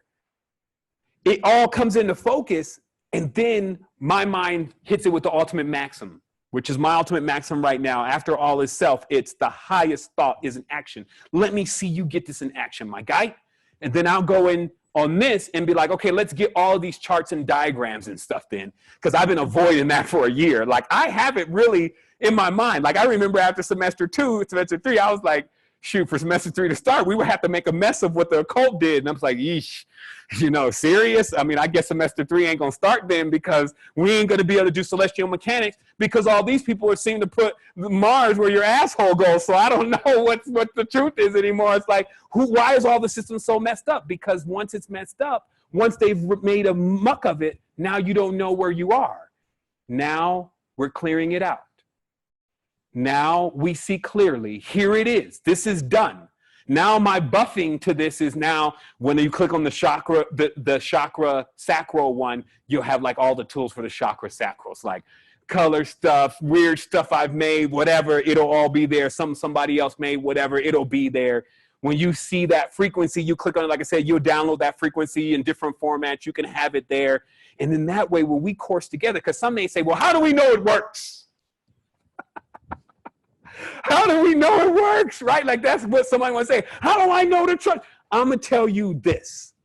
First of all, as long as you got me riding on the team and I believe it works, it's going to do something. But either way, when you get a few more people on this line, which are just also is equally as energetic as I am doing this, then it will connect us.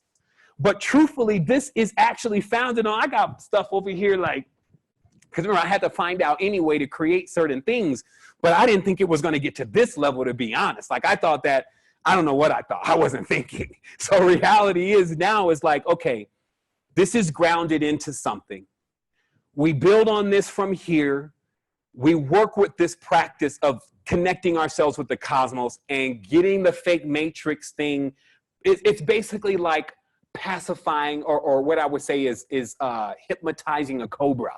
This is akin to what you're doing. In fact, they kind of show you what you're dealing with here, you know, not to freak anybody out, but this kind of thing is kind of hanging out down there. Old three-headed rebus, you know, big face jackal, or whatever they want to call them these days, like whatever the furious thing that you've created and all of that energy coursing through your body and all that, you know, got to whip that thing up. Now that dragon that you've been playing around with, it's now got to come to serve you. So this is really the process. This is actually the real course. Actually, I didn't have my screen share on, so I wasn't able to show that. But anyway, on the bottom of this, and let me just make sure I just deliver that information. Let me see what my Zoom is. There it is. Just right here, just remember what we're dealing with here, what we're taming. The reason why they call it a dragon is we're talking about, like, somehow, because this is not just, it's not just tones and scales and frequencies and TVs. Don't get it confused. Meaning that a lot of people may think that, well, this is all something new, so all their technological stuff is what's at play. But actually, that's just like the technological stuff is like redundifying, amplifying, and those kind of things. The process itself is ancient. But what's being used here is this snake, like whatever this means. It could mean light. It could mean knowledge, a certain type of knowledge. It could mean something you enamor yourself with, something that you put around you, like a cloak or a sheath. So it could be symbolic for so many things, but ultimately what it says is that this is the operator. That becomes that eidolon. That becomes what you're trying to get under control. Now, this thing doesn't even have wings. So he automatically got to go in for an upgrade. But this is actually the symbolism in itself, truly replete to how things really are, that somehow spiritually a worm, which is what they call it, because they love to, in the occult, like when I know all this stuff. I'm not going to tell you that I don't know it. They look at the snake different than the dragon. And they look at the worm different than the snake. They don't get the same reverence because, see, the snake, first of all, has eyes and the worm doesn't. The dragon has wings, but the snake doesn't. So it's a different class. So you can have an entire culture trying to explain something to you in worms, snakes, and dragons. And a person could only be seeing snakes or serpents and completely miss what is the zoomorph. Like on my chart here, and this is not published in yet because I still have to dial in deeper into the zoomorphication. And let me show you here really briefly. Let me turn my, I told you I had to go in today. I keep turning that on. let me just get rid of that because that just looks so much like Zoom's icon. It's like all the icons on the computer look the same now. It's like, y'all ain't gonna be no originals out here on the icon. Y'all just gonna keep copying each other with this blue and white. So anyway, let me just turn this on. There we go. So on this chart, I have a zoomorphification, right? Zoomorphification. What we talked about is in the ancient times that because, you know, they didn't want to work with long paragraphs and sentences to try to explain something that wasn't going to be able to be accomplished by using that anyway, they zoomorphied everything. So when they show you animals, like for instance, let me show you how the animals relate to each other. Also remember, when you're dealing with days, the day rolls into the next. So you actually have a chimera at a certain point. You actually have a hodgepodge between one day and the next. And that's why it makes it so logical. Let me look at my thing here. It makes it logical that we would have these blends going on between the spirit and the flesh, because there's also always that blend happening when things are transitioning. And that's why, that's what lineups are, okay? And that brings me to another powerful conception, is that what lineups are, you know, you can line up with somebody. Like you could have this moment where you guys click, especially with the females and the males, right? Or whatever the poles are that you're dealing with. So you can have that lineup, right? And then you click. But then all of a sudden y'all start coming out of line. It's like, well, shit, who did I even meet? You start, things are so out of alignment. It's like, I don't recognize why we're even attracted to each other. And this is because the alignment becomes off. Because everybody has their own clock. Everybody has their own Mayat. And then when those things line up again, though, that's when you call them. Hey, hey, what you doing? And they'd answer too. It's like, nothing. I was thinking about you today. Really? Yeah, I was thinking about you too. I miss you. I miss you too. You know, do you want to get together tonight? Line up. So that's what's happening, okay? Let's stop being the fool here and not realizing and getting this. Playing like children all the time, still trying to realize what the birds and the bees are really about.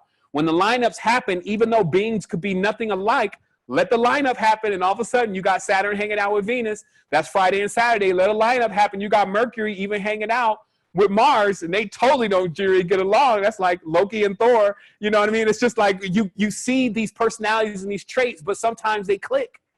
And the power of what I'm showing you is actually how to make them click.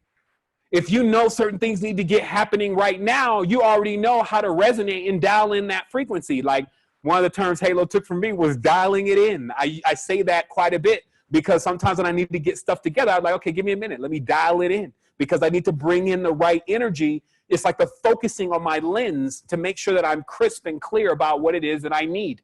I don't want something that I need to send back through the projector.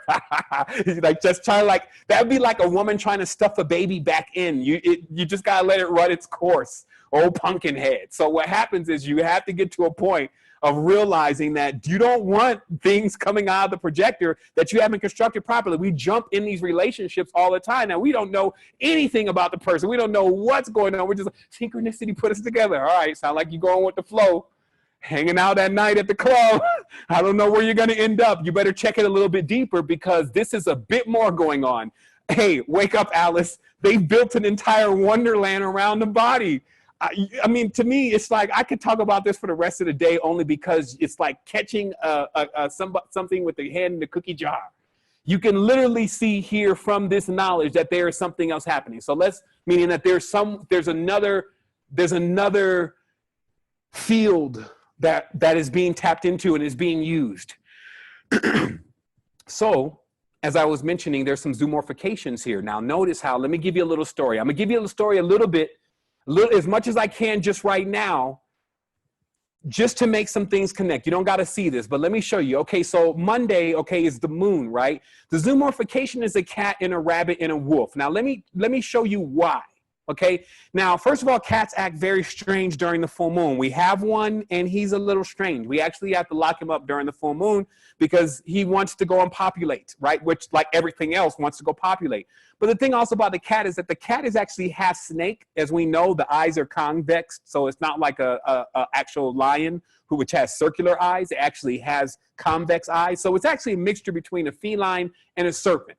So that cat will actually tell us probably more about the moon as we understand zoomorphication. But let's say we totally missed it. So let's run to the rabbit. So during the full moon, when Venus is in a certain precession, the rabbit does a strange dance. Like, it's a real thing. It's actually why I believe in Wonderland, they start showing the rabbit doing certain things, and why the rabbit's doing the fudder whacking and all this, because rabbits naturally do a strange dance. Don't know what it's about, but it has something to do with the moon, especially when it's in conjunction with Venus. And wolves, do I need any more? I'm telling you, even me myself, and it may have something to do with this beard, but when it gets around full moon time, man, maybe sometimes I feel like maybe y'all need to lock me up, because I just want to do everything. I feel like I have so much energy that I can just literally howl at the moon, right? So that's Monday, right? What a time. Like, already Monday is a big day. But what do they have? Most people at work, you know what I mean? But the thing is that there's a lot of energy coming across Monday. Tuesday comes around. Let's talk about the Scorpion and the Ram. You know, like, that's Mars, right? There we go again, all the fighting, and then the stinger, and all the protection, and what else is going on in there? There's a lot going on. That's all in the sacral, you know? So all of that fire, which is in the sacral, all of that, so the apple, the pentagram, the rose, the ram, the scorpion. So it's like you dial in the energy more in the zoomorphication, like the same thing. Now when we get to Wednesday and we find out the zoomorphication is the ibis, which is supposedly Thoth, and then the serpent, then we start getting Mercury's whole thing. Mercury, you're the one that was like the closest to the sun. You're always trying to be like the sun, because Mercury is always like the Messiah figure. It's always like the Ibis, like Thoth. It's always like the serpent. I know everything, right? And then it's up there. It's up there in the crown sometimes, even thinking that it's up there. And that's all Mercury's whole personality, right? And then you get the peacock, right? That's Jupiter, right? Like, Jupiter has in itself the embodiment of when people start changing genders, by the way, just so you understand, like, the changing genderism is all Jupiterian energy, right? And so that's a peacock as they symbolize it, right? And it's interesting to see that and why that's a symbol in the attitude. Then you get to Venus, right? Venus is like the dove and the fish, right? Isn't that her whole thing, right? Like, Venus, every time she come through, it's always in those kind of motifs. It's soft, it's gentle, and then the rose and all the different things. So you start seeing, okay, we're on to something here, but it's even deeper than most people think. Not the raven, well, then you got the ravens, the crocodiles, but the deepness and the deepness that I'm telling you about is why you still love Fridays and Saturdays. Like I said, why Friday and Saturday is the big time still on the planet, right? Like, think about Fridays and Saturdays. It's like you get off work, right? And then most of the time you try to get it in on Friday, because you know if you go hard on Friday, you could then like sleep until 5 when you finally come back around again for whatever happened, and still get it in on Sunday. And then maybe you could crawl into, you know, Sunday you get to sleep the whole day, and then finally Monday you go back to work again.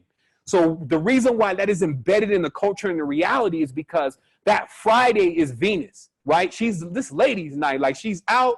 It's about to happen. It's going down. And then Saturn's there with all the bread and all the, and you know, that's the old man with the money.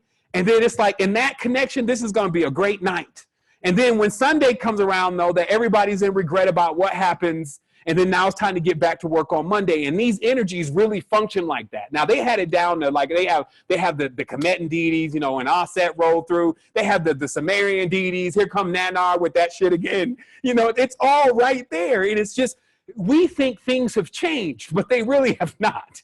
And it's like, it doesn't even really look that better. Like, most of our past was like sitting in domes, you know, like I said, with incense burning, embroidery, rugs. Everybody knew who they were. Like, somebody asked me the question the other day about polygamy. They're like, do you think polygamy was real? They love to set me up with these conversations. What do you think about polygamy? Since Nature Boy was running around Costa Rica. I'm like, look, I don't got nothing to do with anything that they're about. I didn't even pick up the phone because I'm sure the fair's on them. So the reality is, the truth is, look in nature. Nature, all high-end mammals don't have one mate. They don't. Why? I started thinking, why? Why do all high-end mammals not have a mate? They have multiple mates. Even the lioness can actually be pregnant by several lion males and have different cubs in the same litter. Why? There's something beeping over there. I'm not sure exactly what it is. I may check it out in a moment. Seems like something may be running out of its life or its batteries or whatever. Give it a moment. So anyway,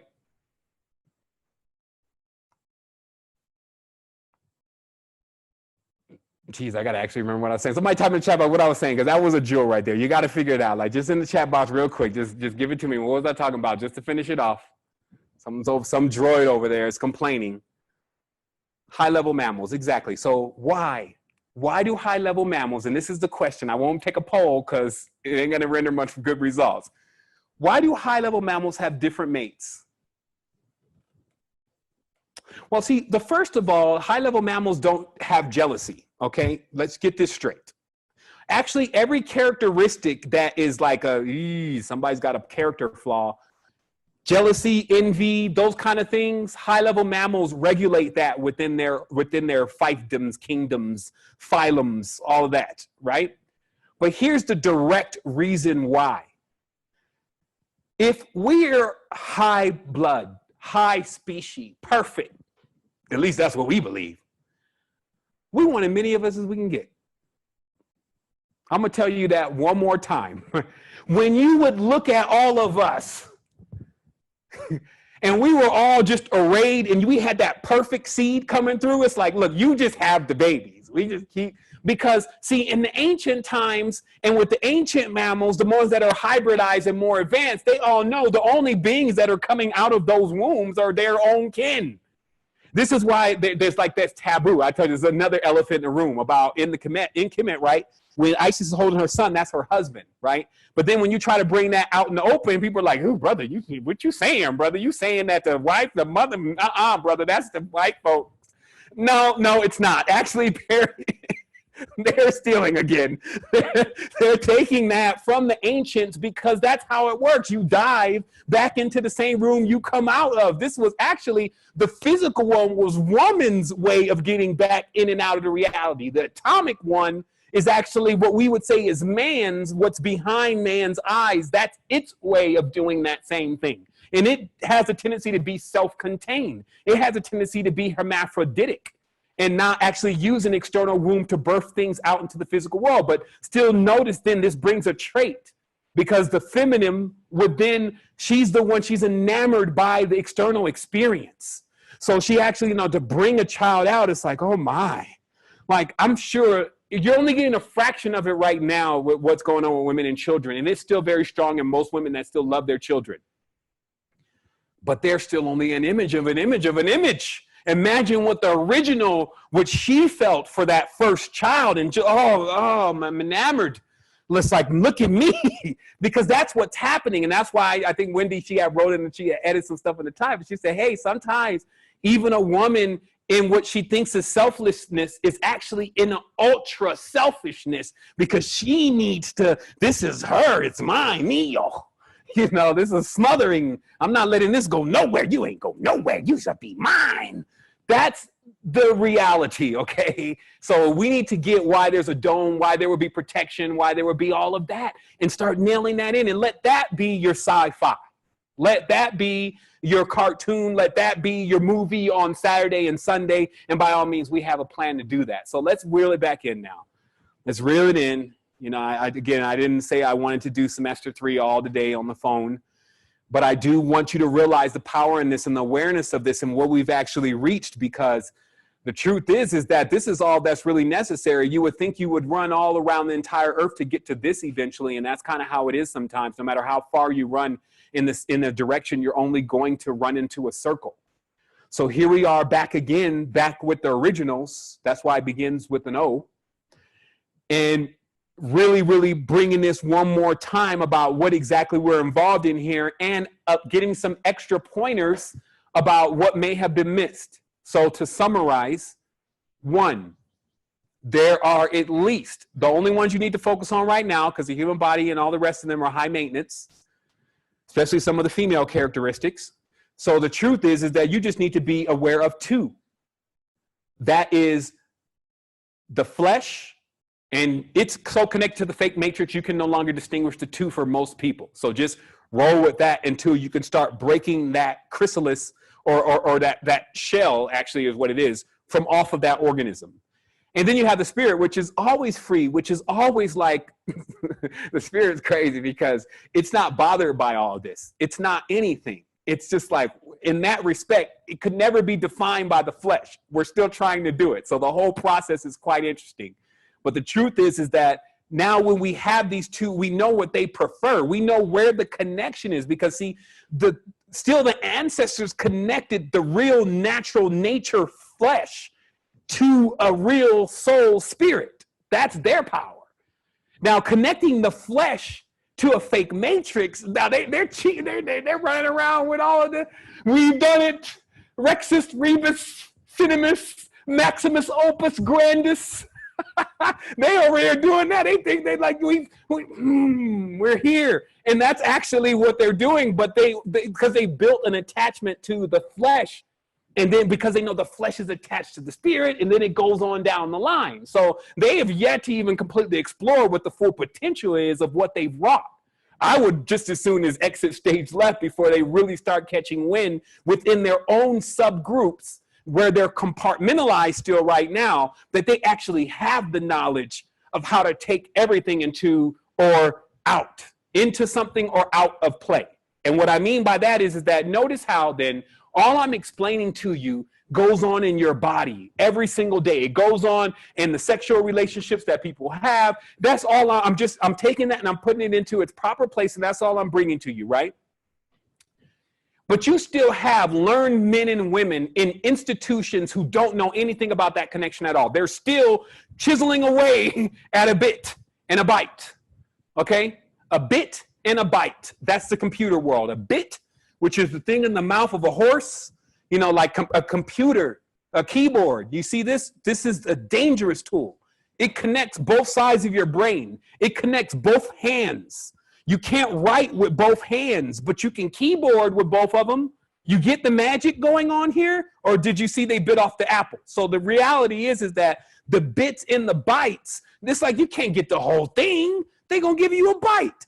Most of this shit doesn't even work. We got to buy so much to get this huge erected mainframe, and it's still having trouble downloading videos. So it's a bit. It's not the whole thing.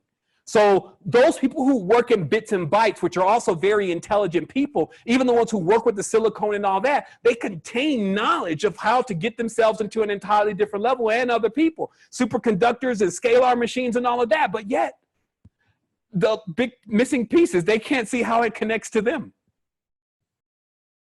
They're just disconnected. You see?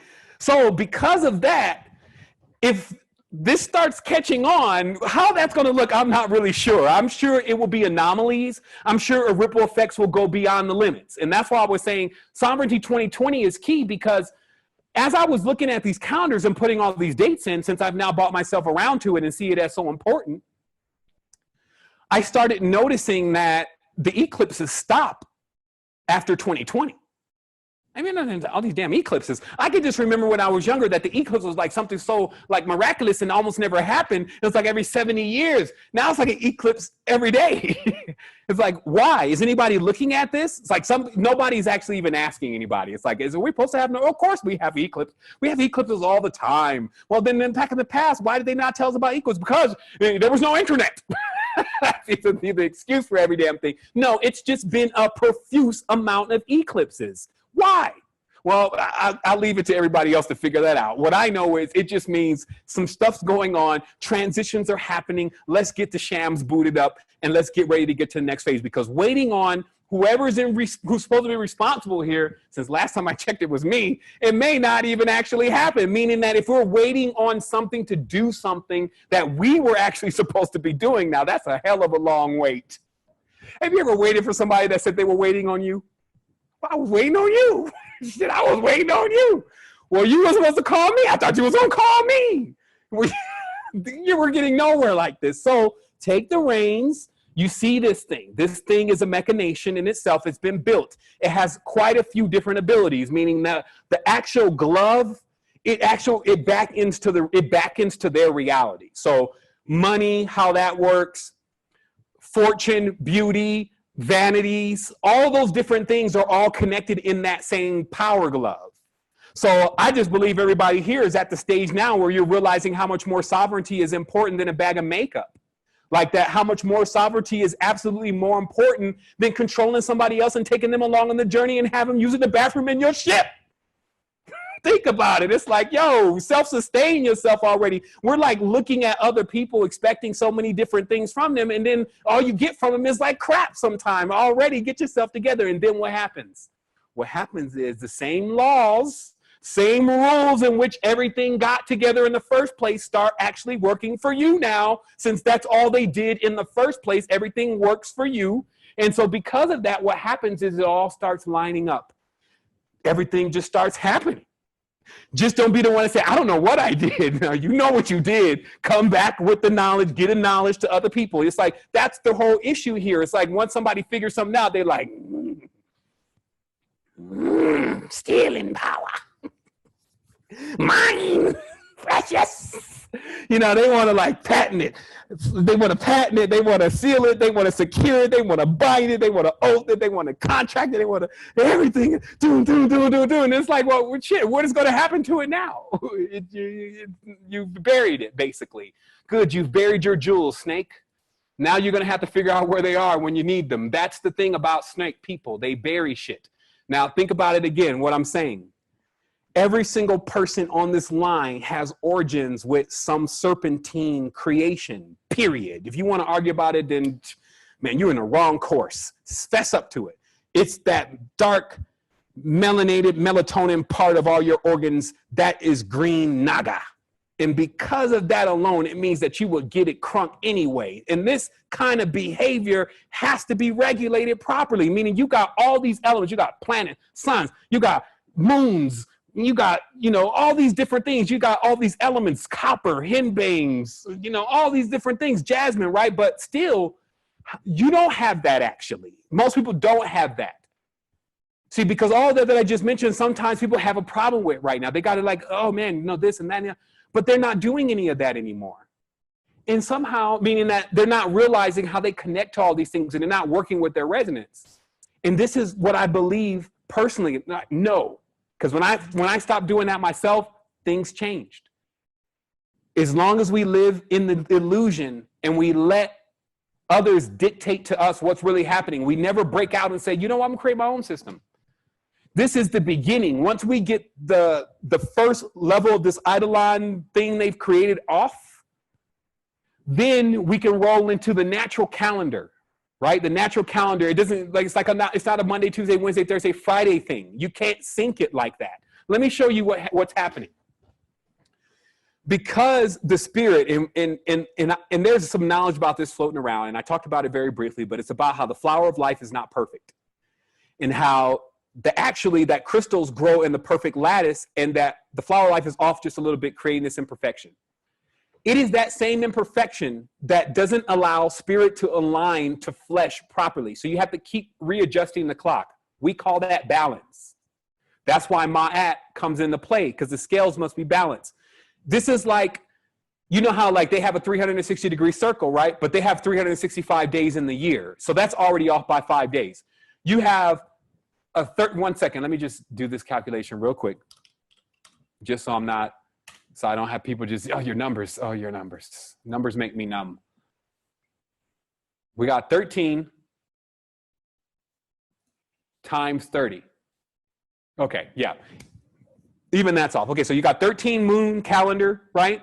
390 days, but you got 28, you got 29.5 or 28.5 days in a complete lunar cycle. So that's at least only off 0.5.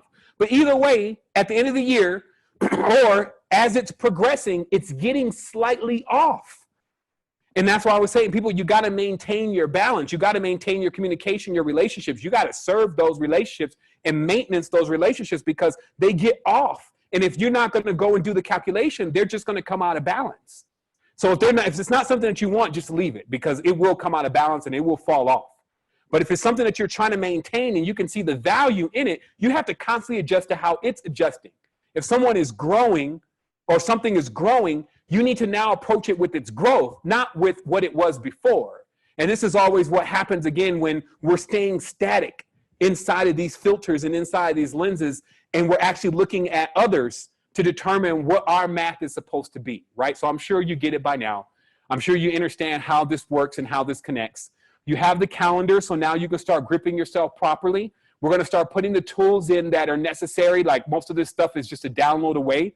When I start creating even augmentations, you will have ones that you can either get from me, or you will have ones that you can create yourself, meaning that I will source that file, that 3D CAD, or whatever it is, because all this I'm about to make modular. Like, this is ridiculous to me to try to maintain something like this in this kind of style. All we need to do is in a different kind of organization. It's like how I get that stimulus that creates that connection with me in that. Since there's like 20 different versions, sometimes 30 different versions, I'm only going to use the one that is the most precise and most effective for me in 2018 and you in 2018. And then have that right there and available, and then we'll see the results, because the proof of wisdom will still be in the type of people that it produces. I never came in this with some kind of fantasy or idea that I needed everybody to support and to help and to love and to push me along to actually get this done. And lo and behold, you guys did that anyway. So that to me that makes me go even more harder into this, and that makes it to where we get real results. So let me look at my notes real quick, because there is some stuff, you know, beyond, you know, just explaining how important it is that we now know about this balance and how we get ourselves into this cosmic groove together, you know, and we should see the results of this. I wouldn't be surprised if people started popping up in each other's dreams, like, what's up, and really be vivid with it. Like, I really do know what you said last night. And also the connections between understanding and your reality, the power of when there's other people that are just connected. This is tribe. This is how we would connect in tribe. We have to have the same culture of some sort. We have to have some kind of resonance that really clicks us together. But then also, it's not just something we're creating like Crawley did. Let's just pull it from anywhere and just make sure it doesn't match to the old one, and we'll say we have a new one. No, this is based on the ancients. We can go to nature and find this. I can show you this dark black velvet beetle that looks amazing on Saturday. You see what I mean? It's like just really seeing that connection, and then like seeing it also reflect in your reality. And this is what we'll start sharing more, meaning that when we get to a certain day, it has to bear witness, or else we move it around. None of this is in stone. Like, I'm not like a stone maker. I'm not Moses coming down with 2 tablets. Like, this is it. This is it. Remember, nobody can get to God except for through me. No, this is not that story. This is about, we tweak this. We talk about, look, this thing seems to be falling out of alignment a little bit, or this is spot on. Look, picture, this is what I ran across today. Look, this is changing this color. I think this connect. And that's how, again, the collaborative tools are now here, because we're all actually connected in the chat boxes. We're also could get somebody else to do the work and put it in if that needs be. We're in good shape. So let me look through my notes to make sure I didn't forget anything. Remember the projector interfaces with the talisman. Now you get what this is about. Now I get it. Sometimes they be pulling me along on the journey. I'm like, come on, what is this about? What is this about? Like, that's how I feel sometimes, because it's like, I never know what's going to be down there. It's like, you want to go down door number 1, or you want to see who's behind door number 2? And it's like that old show. I'll be like, let's go down door number 2. It's like, you're going to forfeit the car. You're going to forfeit the $1 million. You're going to forfeit the beautiful wife and the house and the kids and everything to see what's behind door number 2. Are you going to go? Let's go, Bob, let's go. You know, and then it's going to end up being more and enough for everyone, because every time we sit in that, like I said, if we stay stale, if we stay in the mode, but if we stay in that picture, like as it's, you know, going through the stuff, you know, the stuff, the stinky stuff from the film, right? As it's going through there, if we choose to be cast only in that mode, if we get hung up on that line, right, and get dragged down as a slide, and that's all we ever hear from you again, I'll still come get you. But the reality is that this ain't how we should roll. And if we're supposed to be together, and that's the reality of it, if we truly love each other, whatever that actually means, if we have the compassion for one another, then we get in tune with one another. And that's what's coming to me. It's like, just keep putting everybody in tune. Keep coming closer together with them. You will realize it, because you feel it. I feel it. It's in my body. Like when I lay there for a moment, early in the morning, I feel, ooh, I don't know what it is. I don't need to define it. I don't need to give it a name. To have a name for it means you would be able to control it. I don't want to control it. I'm not a control freak. Let her do her thing. So that's how it works. You see, it's like taking all of those components, everything we learned, it must come in service to us now. The cosmos is my parents. They'd be like, hey, son, we gave you a lot. Like, shit, we poured it all. We poured it in. You better. That's how I feel like, because I don't feel like, oh man, I'm doing all that I can. I'm like, man, I hope I make the bar for what y'all gave me, because I came from a long way. People from where I'm from, they didn't even make it to this point. They're either out of their damn mind. We're talking about even family members coming out of the same womb and damn lost it. Friends, like enemies, like every single person in the whole thing. And then I'm somewhere at the point where I'm starting to see the connection, starting to see the truth. And I would forfeit that just because of my own pride or because of my own ignorance? No way. It's not possible. I don't think anyone in this group would let me do it. I wouldn't let anyone in this group do it. And more than anything, we know that it's also like, this is one thing I want you to realize. This is the crescendo. Actually, the crescendo was earlier. You know what? We always have a backup plan, right? Think about that. Part of living as a being in fear means having a backup plan. Right? I have actually 5 backup plans at least, because I like play chess. So I got different ways to make certain things happen in this world, whether it, hey, don't give me the option number 5. I'll take us all to heaven. But anyway, the truth is, if you really think about it though, why are we always backing up? I'm so tired of living like that. Like, I'm so tired of like trying to figure out like what will happen if we need to do this, then I got this, I have to sell this, and I have to bring this person, I have to, and then if we need, and I just the other day, I'm like, man, why is there always got to be a backup plan? Man, I'm going forward with this. Like, I'm going forward with this, and I know it's going to work, and I don't have no time to keep making backup plans because I'm making forward plans. It's like, I know more backup plans. This is like forward stuff. I'm progressing with this. And we're progressing together. So that's it. So I'm going to take some time, to answer some questions. I'm going to do like I always do. I'm going to let it air out. I'm going to put some batteries in this thing. It looked like it's one to give way, but it held up this long. Thank you. Appreciate it. And when we come forward, we're going to answer these questions that are related to anything that was presented here. Let's also look at, so that this won't turn into, so I can kind of cap this just in case somebody wants to jump off the line now that they're filled with joy and they want to go and celebrate. Either that or they got to use the restroom. Let me make sure I cover the last part of the notes, just some updates. Also, like, the platform is like it's on steroids. Like, I'm doing some stuff behind the scenes that the lights just come on and all of a sudden people see it. Like I said the other day on my recording, I think some people think they're supposed to see like some preliminaries before things happen. These are the preliminaries. And if you think that this is dope, wait until you see what happens, because this is only coming first. And what I'm talking about is, obviously we got these unified calendars in. We got a timeline that has now got some pillar points in it. It's at /timeline.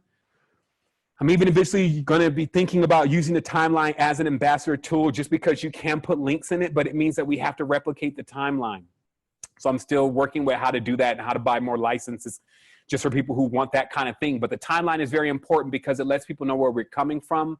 It also lets them know where we're going. We project into the future. There's still mindful deaths.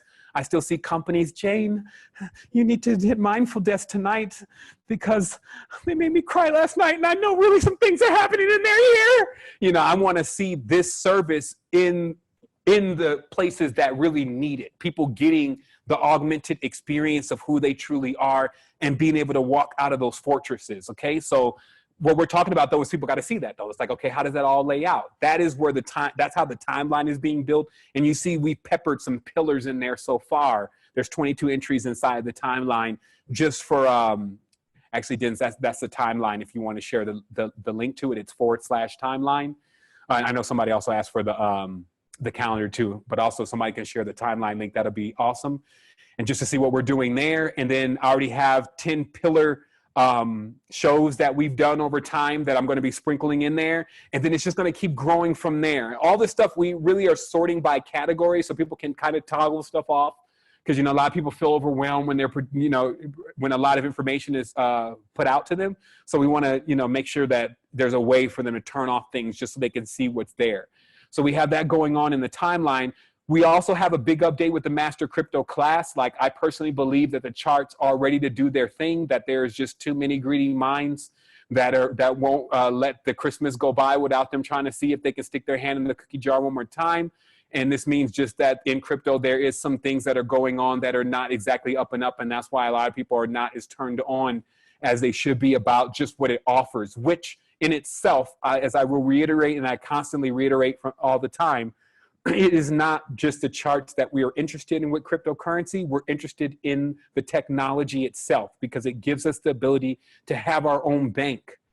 And as long as our money just stays where it is, whether it goes up or down, we don't really care. We can't make it go up. But the truth is, if as long as it stays where it is, if I put $100 in there and I come back and it's $100, that's all I want, especially if that $100 is no longer in the vampire Merovingian's hands. You see what I mean? So it's just some future forward stuff, though. There's a lot going on in the field in development, but we're always early. And also, I really foresee that at the end of 2020, that mindful chain will be that crescendo that takes quite a few people into sovereignty. No, don't quote me. It's just the reality of that everything I have is timed. And now I'm getting into more of a course of how to make sure that I see the results that I'm looking for. And the results that I'm looking for is actually tied into the results that everybody else in this group is looking for also, whether they're aware of what those results are looking like, how that's going to work for them. I like to do the heavy lifting. I'm just one of those people I just like that. You know how some people, they just like doing all the complex equations and shit? Me, nerd in that sense. Like, let me do some heavy lifting, see if I can figure it out. And so what we have is we have the Crypto Masterclass coming, and that means that there's more incentives for ambassadors to do things with the money around cryptocurrency, which there is quite a bit.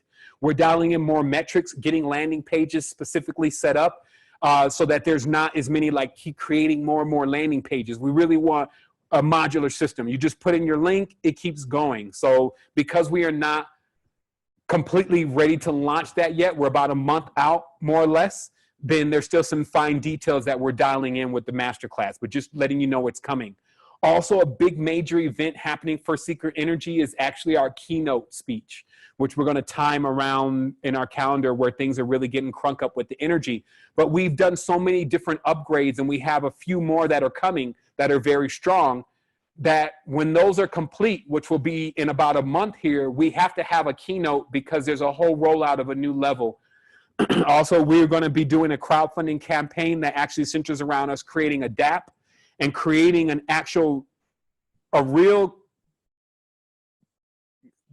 it would be a custom app, okay? So just so you understand, what I'm building now and what I'm doing, I'm like hacking another app. Like, I'm building on top of something that is kind of letting me build but has limitations. It's kind of like how I built the Resistance in the beginning before I eventually moved on to something that gave me more capability, like with Secret Energy, which is WordPress. And then if I move on from there, I move to something like Webflow. And that's how technologies change, right? Just one smooth canvas, no blocks, etc. Lots of animations, the perfect colors, you know, the various stringed perfect coding, you know, that's Webflow, right? So those are the next phases as far as those kind of technologies. So the next phase for Secret Energy is that we actually have quite a few different technologies that we all want to roll into the palm of the hand. So that way people can actually really be making money, really be connecting with each other, really be waxing strong and powerful. And then while it's all happening, not be so held down because they're actually in a computer, or they're trying to do that from a website, or they're even actually tethered to something. This is really like, it wants you to stay in output. So it only is really giving you the input that's needed to actually go and do more output to get your actions happening, right? So we want to build that. We know that we're going to build that, and we're going to ask for assistance before we build that, just to give others that have been in the network for 10 years the opportunity that if they want to contribute to that, then they can. It is really like that. Some people say that they don't actually have the opportunity to contribute, but they do want to know what they're contributing to, and they want to see the whole thing laid out. And I think that that's perfect, so that people can see, you know, where we're really at with contributions as far as the people participating. And anyway, just bringing us all more and more into a nucleus. And then anytime I get, see, by this group, the reason why I love the ambassador training so much is because I push myself to deliver things at a certain time. So I'm always like, okay, let's get this done, and then you'll see it roll out. And for me also, that helps because I see stuff roll out. So the next thing I want to see roll out is the complete DApp with the mindful integrations, with the incentivizations, et cetera. And what I worked with previous to that right now was unifying this entire network, getting support all in the same place, upgrading all the sites, deprecating things that we don't need to free up resources, installing things that we do need to increase resources, and then also really doing the brain work when it comes to how to get retention higher, how to get people to participate more, how to get ambassadors paid, how to get specialists in the mix, and also working with ambassadors, and all that's coming into play. And so what I've done and what we've done together is we put this into our own projector, if you may, and now it's already manifested through the actions that we're pushing into. The next thing is that now we all want each other's, because you got nucleus stuff, right? Like this is more of like broad. This is broad, unified, like a blanketing spectrum. You got this other stuff in your own nucleus that needs to dial in a little bit more to what you need. So that's the services that we're looking at building. Well, actually, there's a lot of them now, but we're looking at refining those services and bringing them into play. And of course, that means the stores. That means a lot of different things. That's just beautiful stuff. But it all centers into sovereignty. And we also are getting people paid. That's how we're working this. I'm not thinking, how can people work for me? What can I do to get them to make more money for me? That's a turnoff. Literally, you can't be motivated by money. Why? Because when you get a bunch of money, where your motivation gonna come from then, Wardy? Where's it gonna come from then? Like I've been had cash. If it was all about cash, then I should have never came. This is about something bigger. We're going like, I pushed all the chips in. They're like, man, this dude's nuts. I mean, like, you're gonna get a full house, son. You're gonna win. It's like, that's not something that I'm trying to do right now. This is not all about winning.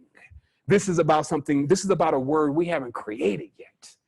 I don't see in the world what I want to see from it. I don't see in my relationships what I completely want to see from them. That's what this is about. The money thing, now that's you know, they can get that figured out. It's not the most complicated thing. And that's why we talk about the energy and, you know, coursing and building up your energetic centers and understanding where all that comes from. This is now going to give you that extra key, because the stuff that you're going to see on these charts, because my thing is, I want a person to be able to do this from zero, nothing, maybe even in the negatives, because a lot of people are in the negatives. They just don't know it. But from the negatives, like, can I start this course project to get myself off the streets? Can I? I've lived on the streets before. I've been in foster homes before. So would it work for me? Like, and if I could say, yeah, that means that I could put myself back into that mindset and say, what would I need then? How would this need to onboard me? Okay. So that's like, I'll have to start at certain points, because that's where everybody is. But there's a lot of things that we're ignoring. That's why actually we only have 7 positions here. In the occult, we know there's hidden planets. That's why the Sephiroth exists. They have hidden planets.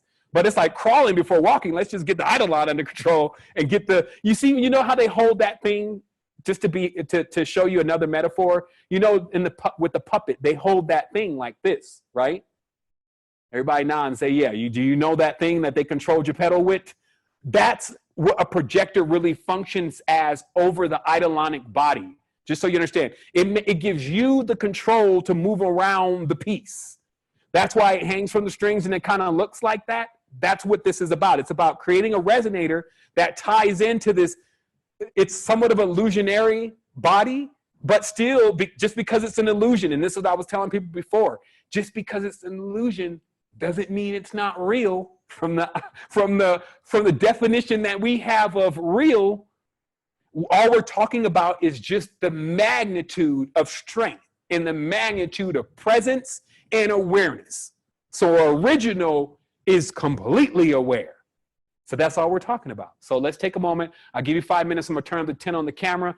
Go ahead and replace this battery. I'm going to come forward, then answer some questions, then let everyone get onto their thing. You see the dates. We're going to meet together Wednesday. I will put that on the calendar. It'll be short. I'll show how I'm getting the things fixed. I just got to wait for one of these places to open up on Monday so I can get a certain program that I need to score this material properly. But I'm going to show some examples of how I'm implementing this design. Then me and Heru getting together on the 4th. We're going to show you how to make the resonators. Then your crystals should be arriving somewhere in there. You're going to spend some time. That'll be marked on the calendar.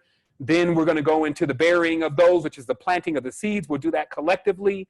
We'll finish off anchoring the projector properly, so that way when those things come out, they go right into the projector. And then on the day that they come out, which will be the waxing of the full moon, then, which is actually an eclipse again, then we will keep moving through this. And then also we'll be very conscious of how we're moving through things, because you can also see I've marked all new moons and I've marked all eclipses so far. I've marked some holidays that I feel like that may be significant for us to cross-reference things. And this is how you can dial in a bit more. Because remember, the Jewish calendar is pretty extensive and they do have the truth. They've just hidden it from themselves. Anyway, when you include their holidays, they have quite a bit going on in there. And it seems like they're saying something like there's some coming up. And I looked and I said, and this is how you'll be able to start dialing in like, okay, this is definitely, this is like, because red is just like, how many shades of red there are? I guess at least 50. So what happens is because of that, there's like a deeper dialing in that you can do. And there'll probably be more indicators as we keep dialing this in more and more with certain events where we're like, look, it's all happening on the same day. Super Bowl, lunar eclipse, Bosh Havitsa,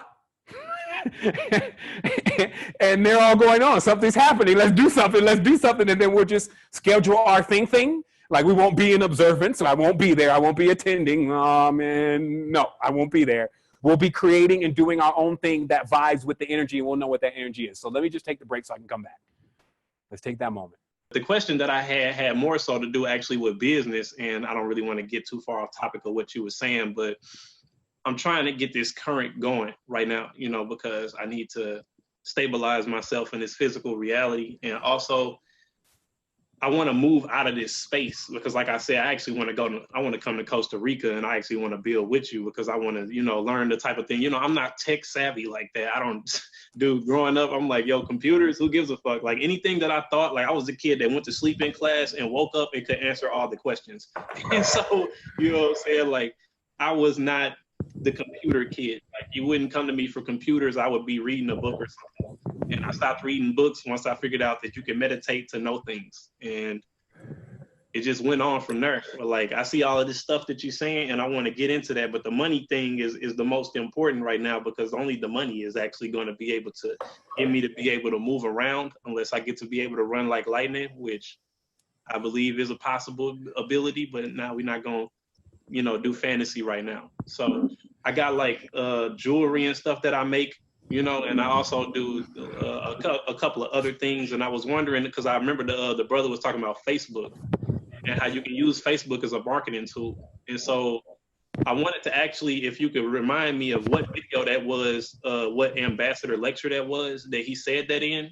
And also if you have any other things that you can kind of add, like beyond that, so that I can incorporate them into being able to get, you know, online marketing, because I can do the face-to-face thing. But, you know, I would like to broaden my bandwidth, as you would like to say. Most definitely. Let me put my mic over here so that way it's not a constant noise because I got my headphones on. Okay, so first and foremost, you know, just to go over this very briefly, what I did was, you know, and it can be brief because other than that, it would be a very long topic if I hadn't simplified it again. What we find is that we got a basic situation that's actually happening with the money thing. And if we keep trying to do it like, let's say specifically for everyone, like, okay, let me know about what your uniqueness is. Let's start coaxing that out. Let me see what your product is. What do you feel like you're good at? You know, that process, if we start that first, what happens is that we're kind of skipping other things that may be the problem. Like they talk about the fascia. They say like even the fascia is even the problem with the back. When people have back problems, the fascia is the problem with, you know, just so many different things, right? That it's not even related to what you think that it's related to. It's the fascia. And maybe if you would just start stretching, maybe that will fix the problems, right? Okay, so that's the story of the fascia. So let's say, for instance, money has that same kind of thing. That if we try to use these traditional methods, well, let me show you how to put it together. Let me show you a good blueprint for a nice startup company. Let me XYZ, stuff that if you could adapt to that way, in retrospect, you wouldn't even need to ask me the question, meaning that most of the time people need to know enough about something before they can even apply it. And if they knew enough about it, then they would already got it underway. So that's why everything has classes, right? Like you start from the beginning, then you don't start off as a marketing guru in the beginning. You start off with just understanding SEO and clicks, right? So because of that, what I decided is instead of boring myself with all those fundamentals, which I still will put into play, there's others that are more proficient at that, like our brother Julian, who has put some classes in, especially some of the early lectures. It will really take going through those lectures, especially from the beginning, to adapt the idea of why it's even necessary to ride trends and to fight ideas in your mind that, you know, you're kind of following behind what everybody else is doing. And, you know, it's just like, it's a whole mental thing that goes on before you can actually unlock yourself into the potential of what can be done with media, right? And you're going to need to know that. So actually, number one last year would be the best place to start. But even going from there, this is why I bought the projectors in play, because it's almost like when, as a builder or someone who works with tools, or as an architect or anything of that nature where you actually use tools, you sometimes question the tools that you're using. Everybody has some kind of job or craft that they do, and they have a tendency to spend a bit on their tools if they're really into it. They try to find the more sharper knife. They try to find the best machine, et cetera, et cetera. Even in their own range, they will try to find the best of what's in their range if they really are into it, if it's about quality and it's attached to their uniqueness. Now, if it's just about a quick buck, that's not what this conversation is about. We're talking about things that are heartfelt, things that you put your time and intention into. You have a tendency to actually find what is going to be the best for representing you in that aspect. And because of that, that actually puts us into a different scope. That puts us into realizing, and I'm just going to mute your line for a second just so that the audio on this is clear. Then I'll unmute when I'm done. So we go into another aspect now, because you still basically have a year and a half left. Now, the interesting thing about time, rather than getting all freaked out that you may only have a year left to actually figure this out, is to realize what a world would be like with no time, and just how lazy people would be. They would just like never get anything done, because after all, there'd be no time. So because of that, it's great to kind of set some barriers in the timeline thing, just as checkpoints to get shit done, milestones. So for me, it's 2020. I see several integers. There's at least 5 very strong integers that I cannot control. They are not under my control. They have to do with the fake matrix and its implementation with AI. That's one of them. It has to do with exactly how much money came out of the fiat world into cryptocurrency. That's another one. And how economies are going to be able to adjust to that. What China is doing behind the wall with why it does provide all of our electronics, all of our supplies. And it always did that, and actually never felt, if we understand China, again, there's a lot of things that are staged like a play, but there's another thing going on in the background. We think that the Chinese were slaved, actually the people were making these electronics, and actually then the Chinese people were not even really awarded for all the electronics that they sold to us. Actually, the Chinese were already in control of all those industries, used promises with our business people, the higher end business people, made promises with them to provide these technologies at a cheap price, to sell those technologies to them, even bicycles, all sorts of technologies. Technologies are not just electronics.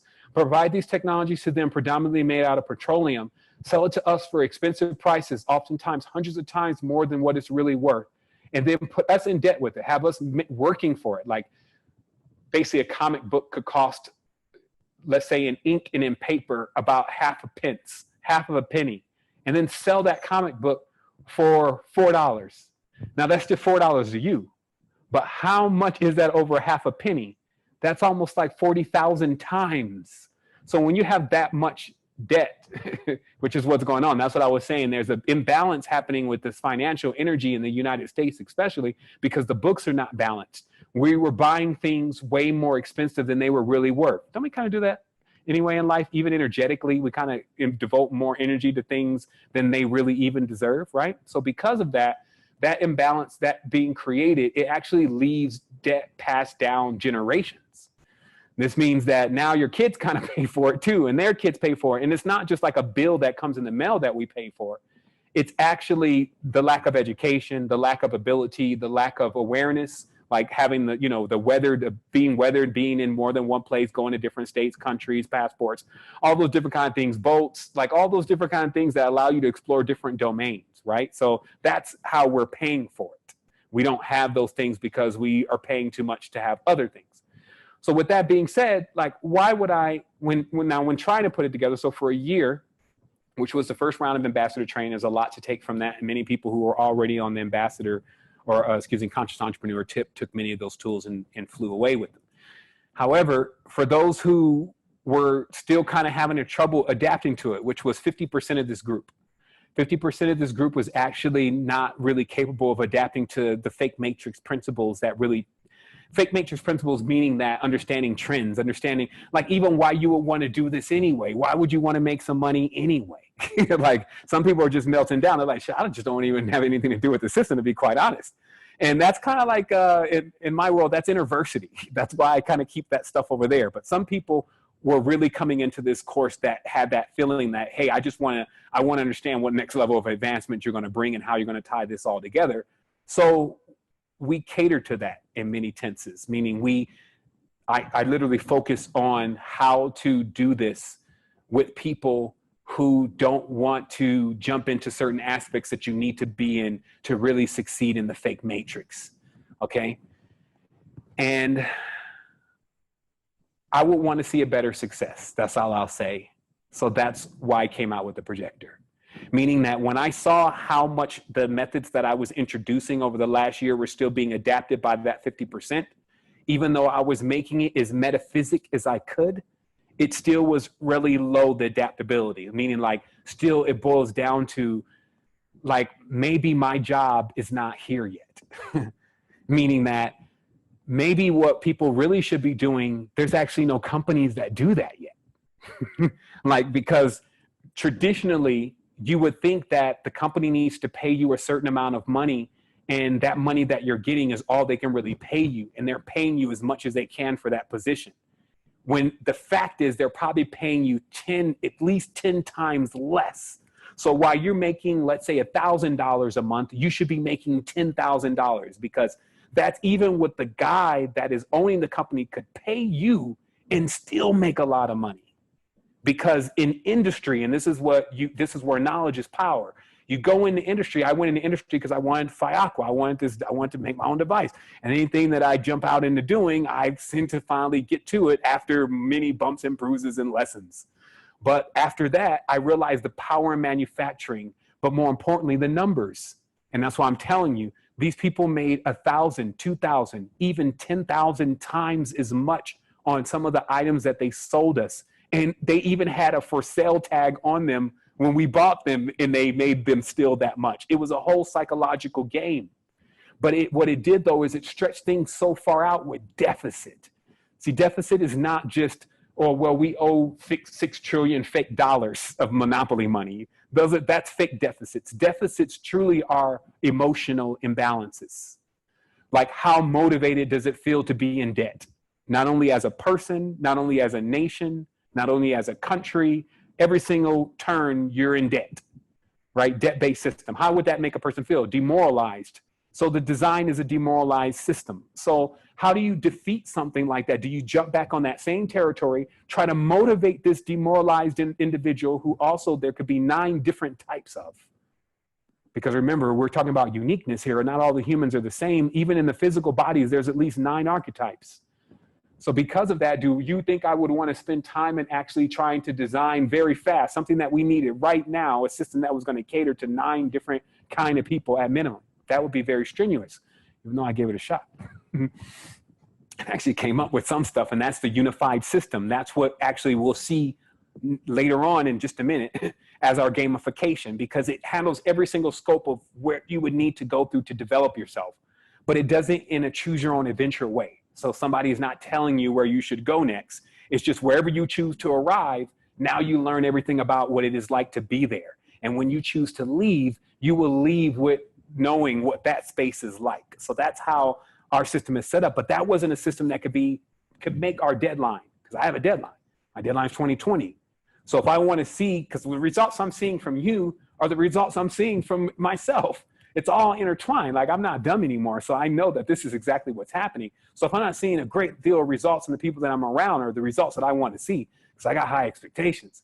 So that means I got to redesign things. You just got to redesign it, reorganize it. It doesn't mean that it can't be done. It just means it's going to be another design. And that's why sometimes when I jump into something and I already see there's going to be too much not in line and in favor of what is going on, even if I'm trying to do the best for it, I just cancel the plans and I go to another scrap board and I start all over again. I don't lose the idea. I don't stop doing what I was doing. I just scrap whatever the plan was and start with a new one, mostly based on what I learned was not going to work with the previous one. So with that being said, what I felt was not going to work was trying to take extremely spiritually inclined people through the logical, logistic patterns of creating a successful whatever, right? Because it's got to go through the fake matrix. So when I say whatever, your personality could kill your business. Your product can kill your business. Getting bad products from other people can kill your business. Your product supplier getting bad products from other suppliers can kill your business. That's what happened to Samsung just recently. So with that kind of minefield, why would I want to come on those grounds to tango? Can I tango on another level? Absolutely. That's why I created projectors, meaning I brought those back into the awareness of the group, to the tribe, that, hey, for us, we need something that is more of augmenting us metaphysically. If we really want to get a hold of this, because money is still actually a trickle down part of it. It actually is not one of the primary things. It's a reward for accomplishing something. It's not the something. So let's get that very clear. So to get more of what the something is, to understand more of what the something is, you need to see it in a two-dimensional aspect. You need to see it where it actually happens. Basically, you need to see the magic. They call it magic. But when people see it, just like you said it yourself, when I went through the spiritual experience, it just blows you out of the framework. So now it's like nothing is really adaptable. Everything that everybody was talking about before is only making up a small fraction of what exactly just happened. So it makes it inadequate. And because of that, now you got to go to something that is non-conventional, something that is what they would say is unorthodox in their space. And now we kind of get their space a bit more on why that space is unorthodox and why they don't want us to be aware of what that space is, meaning these spaces within spaces. Like I said, they're called layers, right? When you have a space, you have a layer. They come right away with each other. So these layers that have been created are blinding us from the obvious. I'm showing you the obvious today. I like to bring it, like the reason why you're asking these questions is because you're right in front of the solutions. Look at the course. This is basically the calendar. What I'm going to start doing is I'm going to start rapidly firing in things that you can find anywhere that are free. You can just go to your local park, go get this, go get this, go get this, right? That way there's not really a financial, because nature is the most abundant thing. Look what's happening. Like nature is the most abundant thing. All they're doing. This is why you need to be a creator. Or remember you're a creator, right? You don't need to be a creator. You are already a creator. You create all the time. You got to go back into that stage and stay there, because look what happened. Everything that we have around us, this, this is fine craftsmanship. This is the ring clock, right? So this is like, they went in on this. This guy's even created some kind of disc-shaped battery. And, this is the thing right here. So anyway, but this kind of craftsmanship, the only thing that's happened, and I think this is probably brass, this is probably aluminum, right? And this is some LEDs, I guess the filtration pattern, like all of this is basically about 3 to 4 cents, realistically.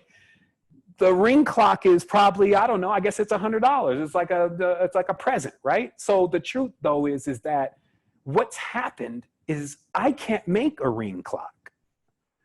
So instead of me going and getting the aluminum, going and getting the Nike batteries, going and get the acids, the alkalines, and putting all that together, I just go spend $100 and get the ring clock. Fine craftsmanship. See, that's what's happening. Something that actually costs nothing, because we want to see it transformed before we enjoy it, before we learn about it, then we have to pay for that transformation.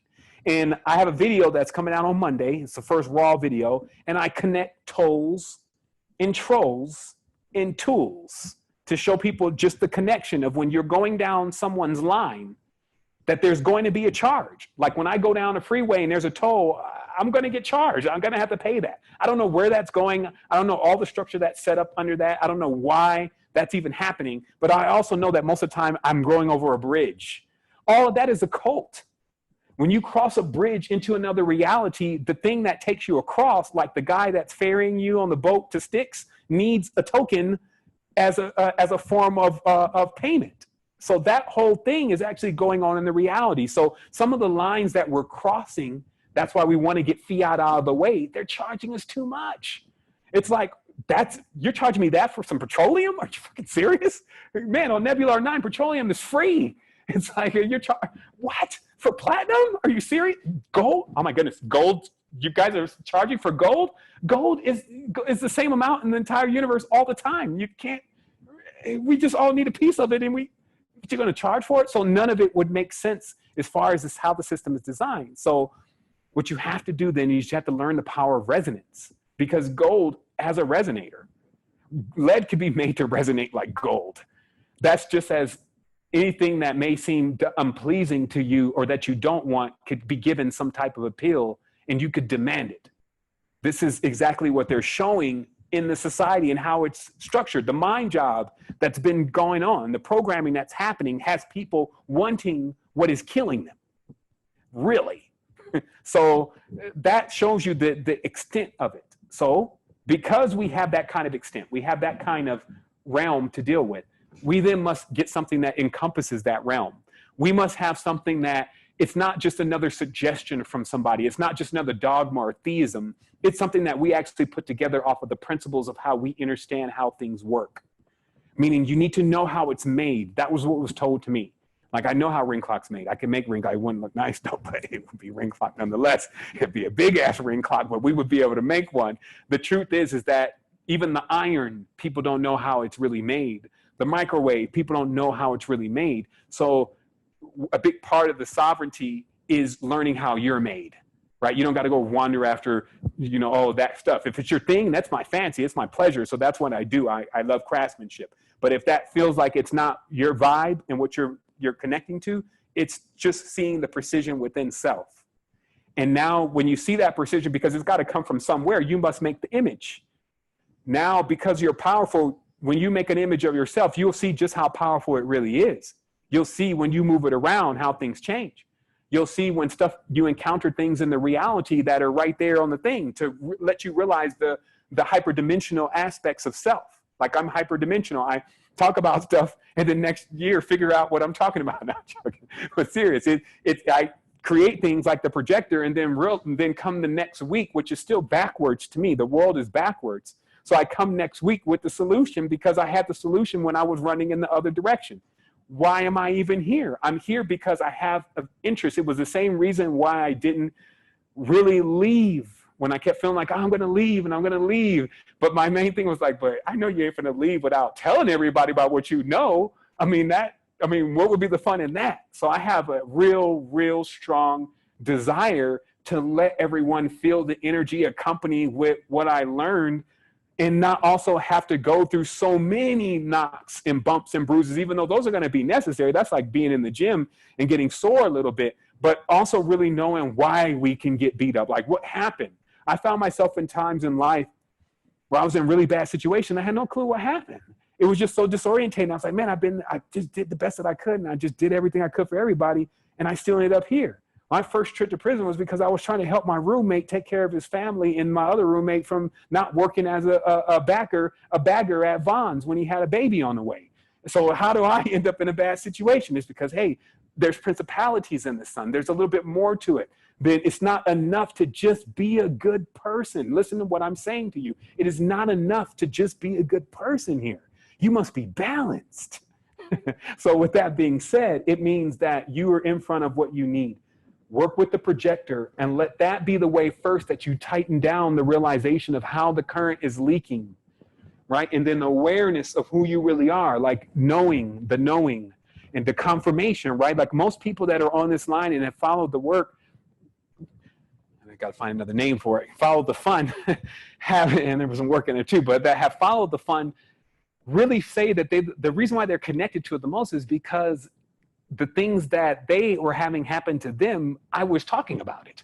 And so it was the confirmation to feel like that they weren't crazy or that this was really a real thing that gave them the fuel necessary to keep powering through. Well, nothing's changed then. Let us keep going then. And I'm telling you, with this level of vision, because now like my blinders are off. I'm not blinding myself no more to the obvious. You know what I mean? It's like, I'm not sticking my head in the sand. I'm not running. There's nowhere to go. There's no aliens except for me. All of the different things that people find scapegoats in, literally, I'm not accepting that. I'm going right with what I have and what's in front of me. And that means the people, as this amplifies, this is continuously amplifying. People are egging me on, literally, like, yo, find something out. And I'm like, yo, I will find this whole thing out. And I will do it so fast and so rapidly and so proficiently. And it will be my pleasure, because that would be the design that you would need to accomplish it. Now, I've seen other old designs. I've seen those who depended on the entire everybody to be involved in it. They went out the first time they got trolled. They couldn't pay that first toll fee. You know, it takes a toll on your own emotion, your energetic current, when somebody tells you you're dumb, you're stupid, you should go away. They steal your stuff. They call you the wrong one, or whatever. That takes tolls unless it has no value. And that's the whole key to this. The Tibetans talk about it. The Buddhists talk about it. Different people have talked about it, but it's just about, are you hearing it the way that you need to hear it? One, know how samsara is really set up. It's a realm within itself that promises misfortune if you get tied into it. Meaning there's a yin and yang here. The more you love something, the more it will hurt you. So you need to either you need to tell it that. Be a man, be a woman, tell it that. The more we're going to get into each other, the more we're going to hurt each other unless we know that. Now we need to design something to where we don't do that. And that's how you start moving in adepthood. That's how adepts work. They know the problems. They're not trying to like sit there and ignore the problem, right? Or put the problem on someone else. Like, hey, fix my problem. You know, you got to work with the same principles everybody is working with when it comes to a cosmic energy. So that way it's no like, there's no brokers fees. You know what I mean? All of these middlemen, evangels, all of that kind of stuff in the pipeline of the energy. Now, what we're doing is we're working together. We got a huge pipeline open. We have a wellspring. What a wellspring is that there's so many things that need to be done with tribe and need to be done. Every time, you know, somebody puts a request in the queue, I'll be like, la-di-di-da, it's in the queue. It will get done because we're going to get it all done.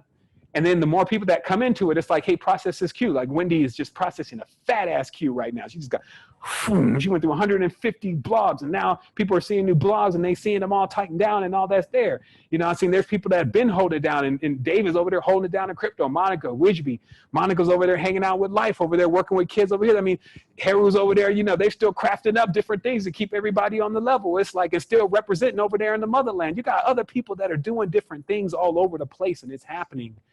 And then it's just about, okay, let's centralize it and dial it in more. The more we have resources, which are not hard to get if we're focused on that, the more we have resources, the more infrastructure we can build. There's no reason to accumulate a bunch of resources and not do anything with it. I only have interest in bringing in billions of dollars to erect the first $1 billion structure that is about the fast forwarding of humanity's consciousness, because we're a bit behind at this point. And doing that and setting that as a goal, that's what I would want to achieve. Because imagine, they'd be like, yeah, all the other people, this one did this. You know, there's an anomaly right there. So setting those as your rewards. And also remember, fools rush in. You already have what you need. When you create other variations of it, it only amplifies things. It only reminds things to you. It confirms it.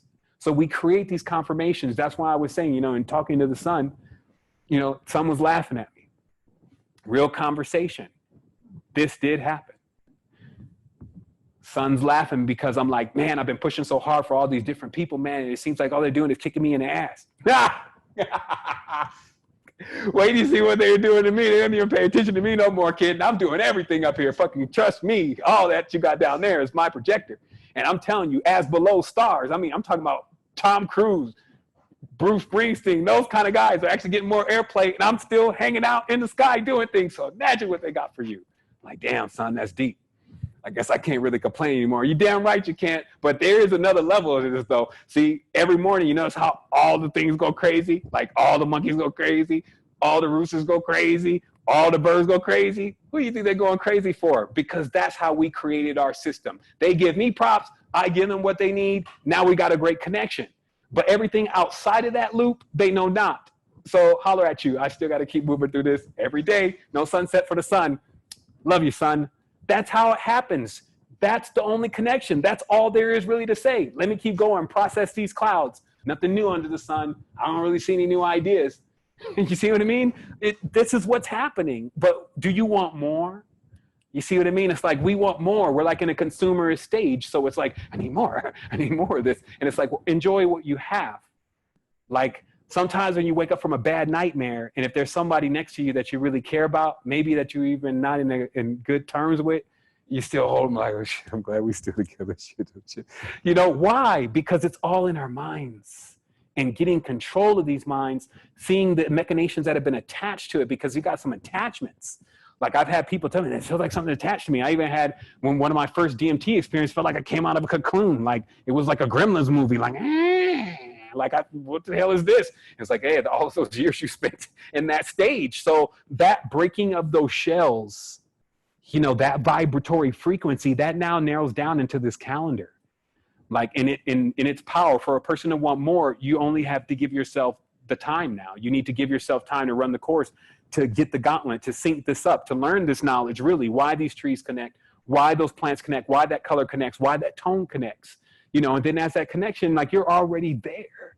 You see what I mean? Meaning that just to be in front of this knowledge from this end, because see, our in that is all knowing, it knows it. But this end, the lack of awareness side, to be at it now, it shows us a lot. So I'm just going to leave it like that. I'm not going to leave it time for responses. There's no need for responses. Like I've answered quite a few different questions in this conversation, but it's just understanding, meet us again on the 4th, and we'll be getting together with the resonators. I'll also be talking about how to create this for free. If some people are experiencing some extreme hardships, then we'll talk about how to get these resonators going. You may have to put more energy into it. You may have to be in there like, hi ho, with the log jam, you know, with the saw, and just making your own projector and nailing it in, but make it happen. I never seen not one person in my entire 10 years, a decade of working with consciousness publicly, a person that really, really wanted to get to it, not get it. It was the strangest thing. It really meant actually the people who weren't getting it and were complaining about it didn't really want it. That's what that showed. That's why I don't really like get into the whole feel sorry for people things and all that. I work in different ways. And you know, I have compassion, but realistically, you know, really when you get at it, like the whole universe will respond. Like you got to kick that door down. Like I've been in situations before. I was like, look, that's how I ended up learning about the talisman thing. I was like, man, they're going to throw away the key on me. This is ridiculous. 33 years? I didn't even do it. I didn't even do like to that magnitude. You guys are crazy. Let me call God. Somebody's got to figure this shit out, because I'm definitely not going for that. And I swear that's how it happened. I was like, man, I'm not giving up on myself, because you will be in life. See, some people have been defeated in those phases.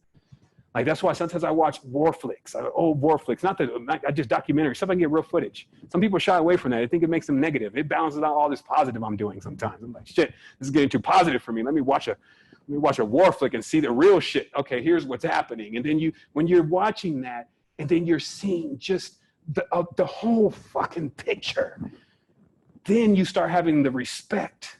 You start having the admiration, all the different things for self.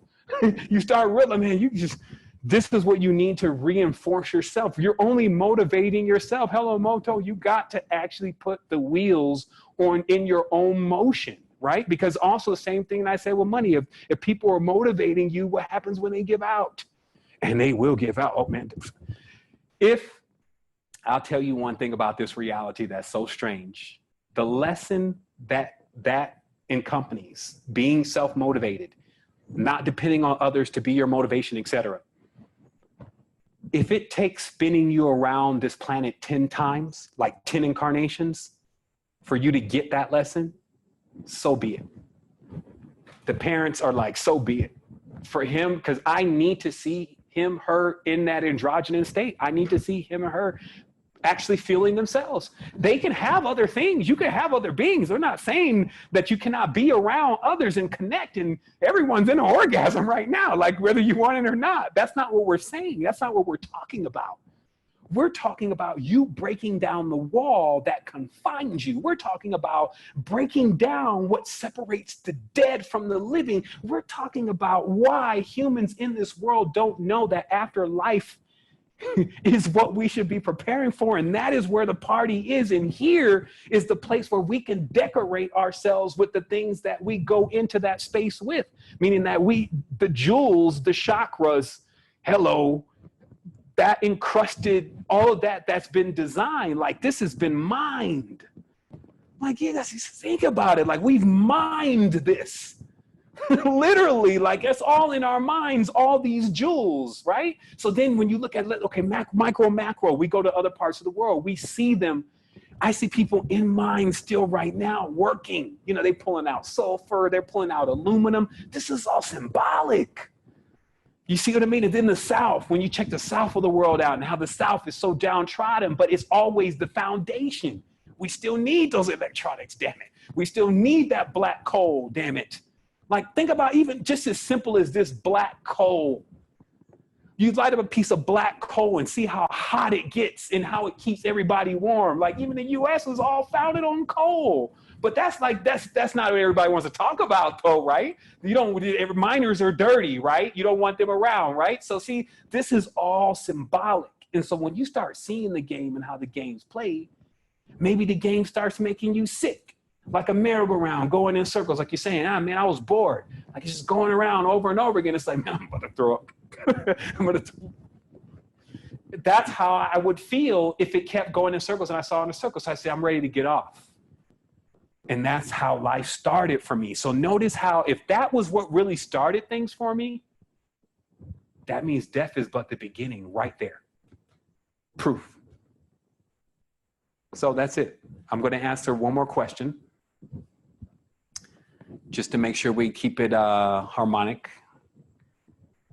I definitely had a great time. I'm pretty sure there's no recording of this. I'm pretty sure that Zoom, CIA gonna call Zoom, but just get rid of it. We need a few more weeks before he drops this. All right, so go ahead with that last question. Whoever wants to come through and say something and ask a question. But I think, was that Hakan on there? Guy, what's up? Man, there's a lot of people on here. Much love to everybody, man. I'm just, scrolling through, man. This is since the beginning. Most of the folks are just riding out. The retention in this tribe is strong. Okay, so let me see. Okay, somebody's not allowed to unmute. They want to say something. So let me read this real quick. Let me take the moment. Okay, so they're saying we're a collective on a higher dimension of consciousness, developing an alternative projection plan for our reality on Earth, and would like to employ your uniqueness for the remaining time. Okay, so I'm not sure exactly what that means. I'm sure PM me about that. That sounds like a PM. Next. No, I'm joking. Just joking, brother. But yes, we are connected and we are collected. So actually we have some meetings coming up anyway this week with the Writers Council. So I'll leave some more of that unfoldment for there. Okay, so I guess, is that our mission statement, right? In fact, actually, our mission statement's a little bit longer. Let me give you the link. And really, like, these days when people ask me for it, I actually have it these days. Let me just, that is a part of it for sure. Like, I can say 100% that you will go in this and you will find that exactly, but you will also find a bit more, because I felt like if you haven't seen the Mindful Creed, I felt like there was some things also that I needed to make sure that we detail as we roll into this next phase about what we're really about. So that way it doesn't get twisted, because we can't act like everybody has been riding with us since the beginning. It's no harm, no foul, but I just don't want to be playing around with people when they come in just from nowhere, acting like I think I need to turn you on to the calendar so you can really discover feelings. So check out the Mindful Creed also, just so if somebody else asks about what are we doing over here, because some people are like, well, what is it? They want you to put it into some words for them. But what is it? Here is the Mindful Creed mission statement. This is who we are. This is our sovereign future. our facts, our figures, our visions, our perfect alignment, our principles, our disciplines, our pillars for the children, our masters of wellness, and the alchemy of consciousness, the future, unifying the universe and the mindful company, the reasons for the creed, the integrity, the harmonic and encounters, the descendant, the ambition, and the knowledge, and the linguistic awareness, and the energetic management system, the core principles for the inner tribe, and the vibe, and the contact, and the trust, and the universal law, and the inner tribe, and the participants, and the financiers, and the co-creators, and the ground zero, and the point, and the global incentives, the Pachamama, and the pioneers, and the transcenders, and innovators, and the friendly challenges, the mindful virtues, and the legalities, and the mindful counsel, the strategy, and the tip of the arrow, the point of convergence. You get it? So I have returned to self. That's it. We are one. So that way, when someone comes and asks, like, what is it, Ray Schmerd, then we are one. Like, I don't know if there's any other one where, like, the Shakespeare, it's like, yeah, you was over there, you was over there. You see the whole play in that? It's like, in a minute, like, we were one. Like I told David, he was like, pick a username for me. We were working with an account on crypto, and I was like, all right. So I gave him my cryptoverse name, Crypto Meta. And I was like, go ahead and use that, because in the cryptoverse, we're one. So there may be a crypto meta over there. And they're like, well, who is he? Like, I don't know. He wrote all this spiritual crypto work. It was like he was 5 guys, but really one man. So that's what's up. I want to say wholeness and balance vibrations to everyone. Much love. We did this thing. Again, we got some more to coming in. We'll keep bringing it in, bringing more family involved, saying our honorings, working with our metaphysics, which is all we know. You know, staying in tune, like start being in color and being on point. Like I'm going to start creating some regalia. My folks going to be creating some regalia. That means, get on point with it. Like, have some fun with it. And all of the things that we're going to be creating, like I said, it's not just us creating everything. We're all creators. We are the outlets. We are the BMIs. We are the distributions. We are the empires of what this world had created to make. We are the mayors, right? The ones that bring the shippings and all of that. That's who we are. We're the conductors. We're the bridge. But see, we don't have the same tolls as the trolls. We actually run with free-flowing systems, pure magnetics, quiet stuff. You know what I mean? Only sound you hear is the singing and the dancing from our tribes and our animals and all of the things that are giving thanks to self. So all is self. Thank you, everyone, for participating. I'll be seeing you soon. Wholeness.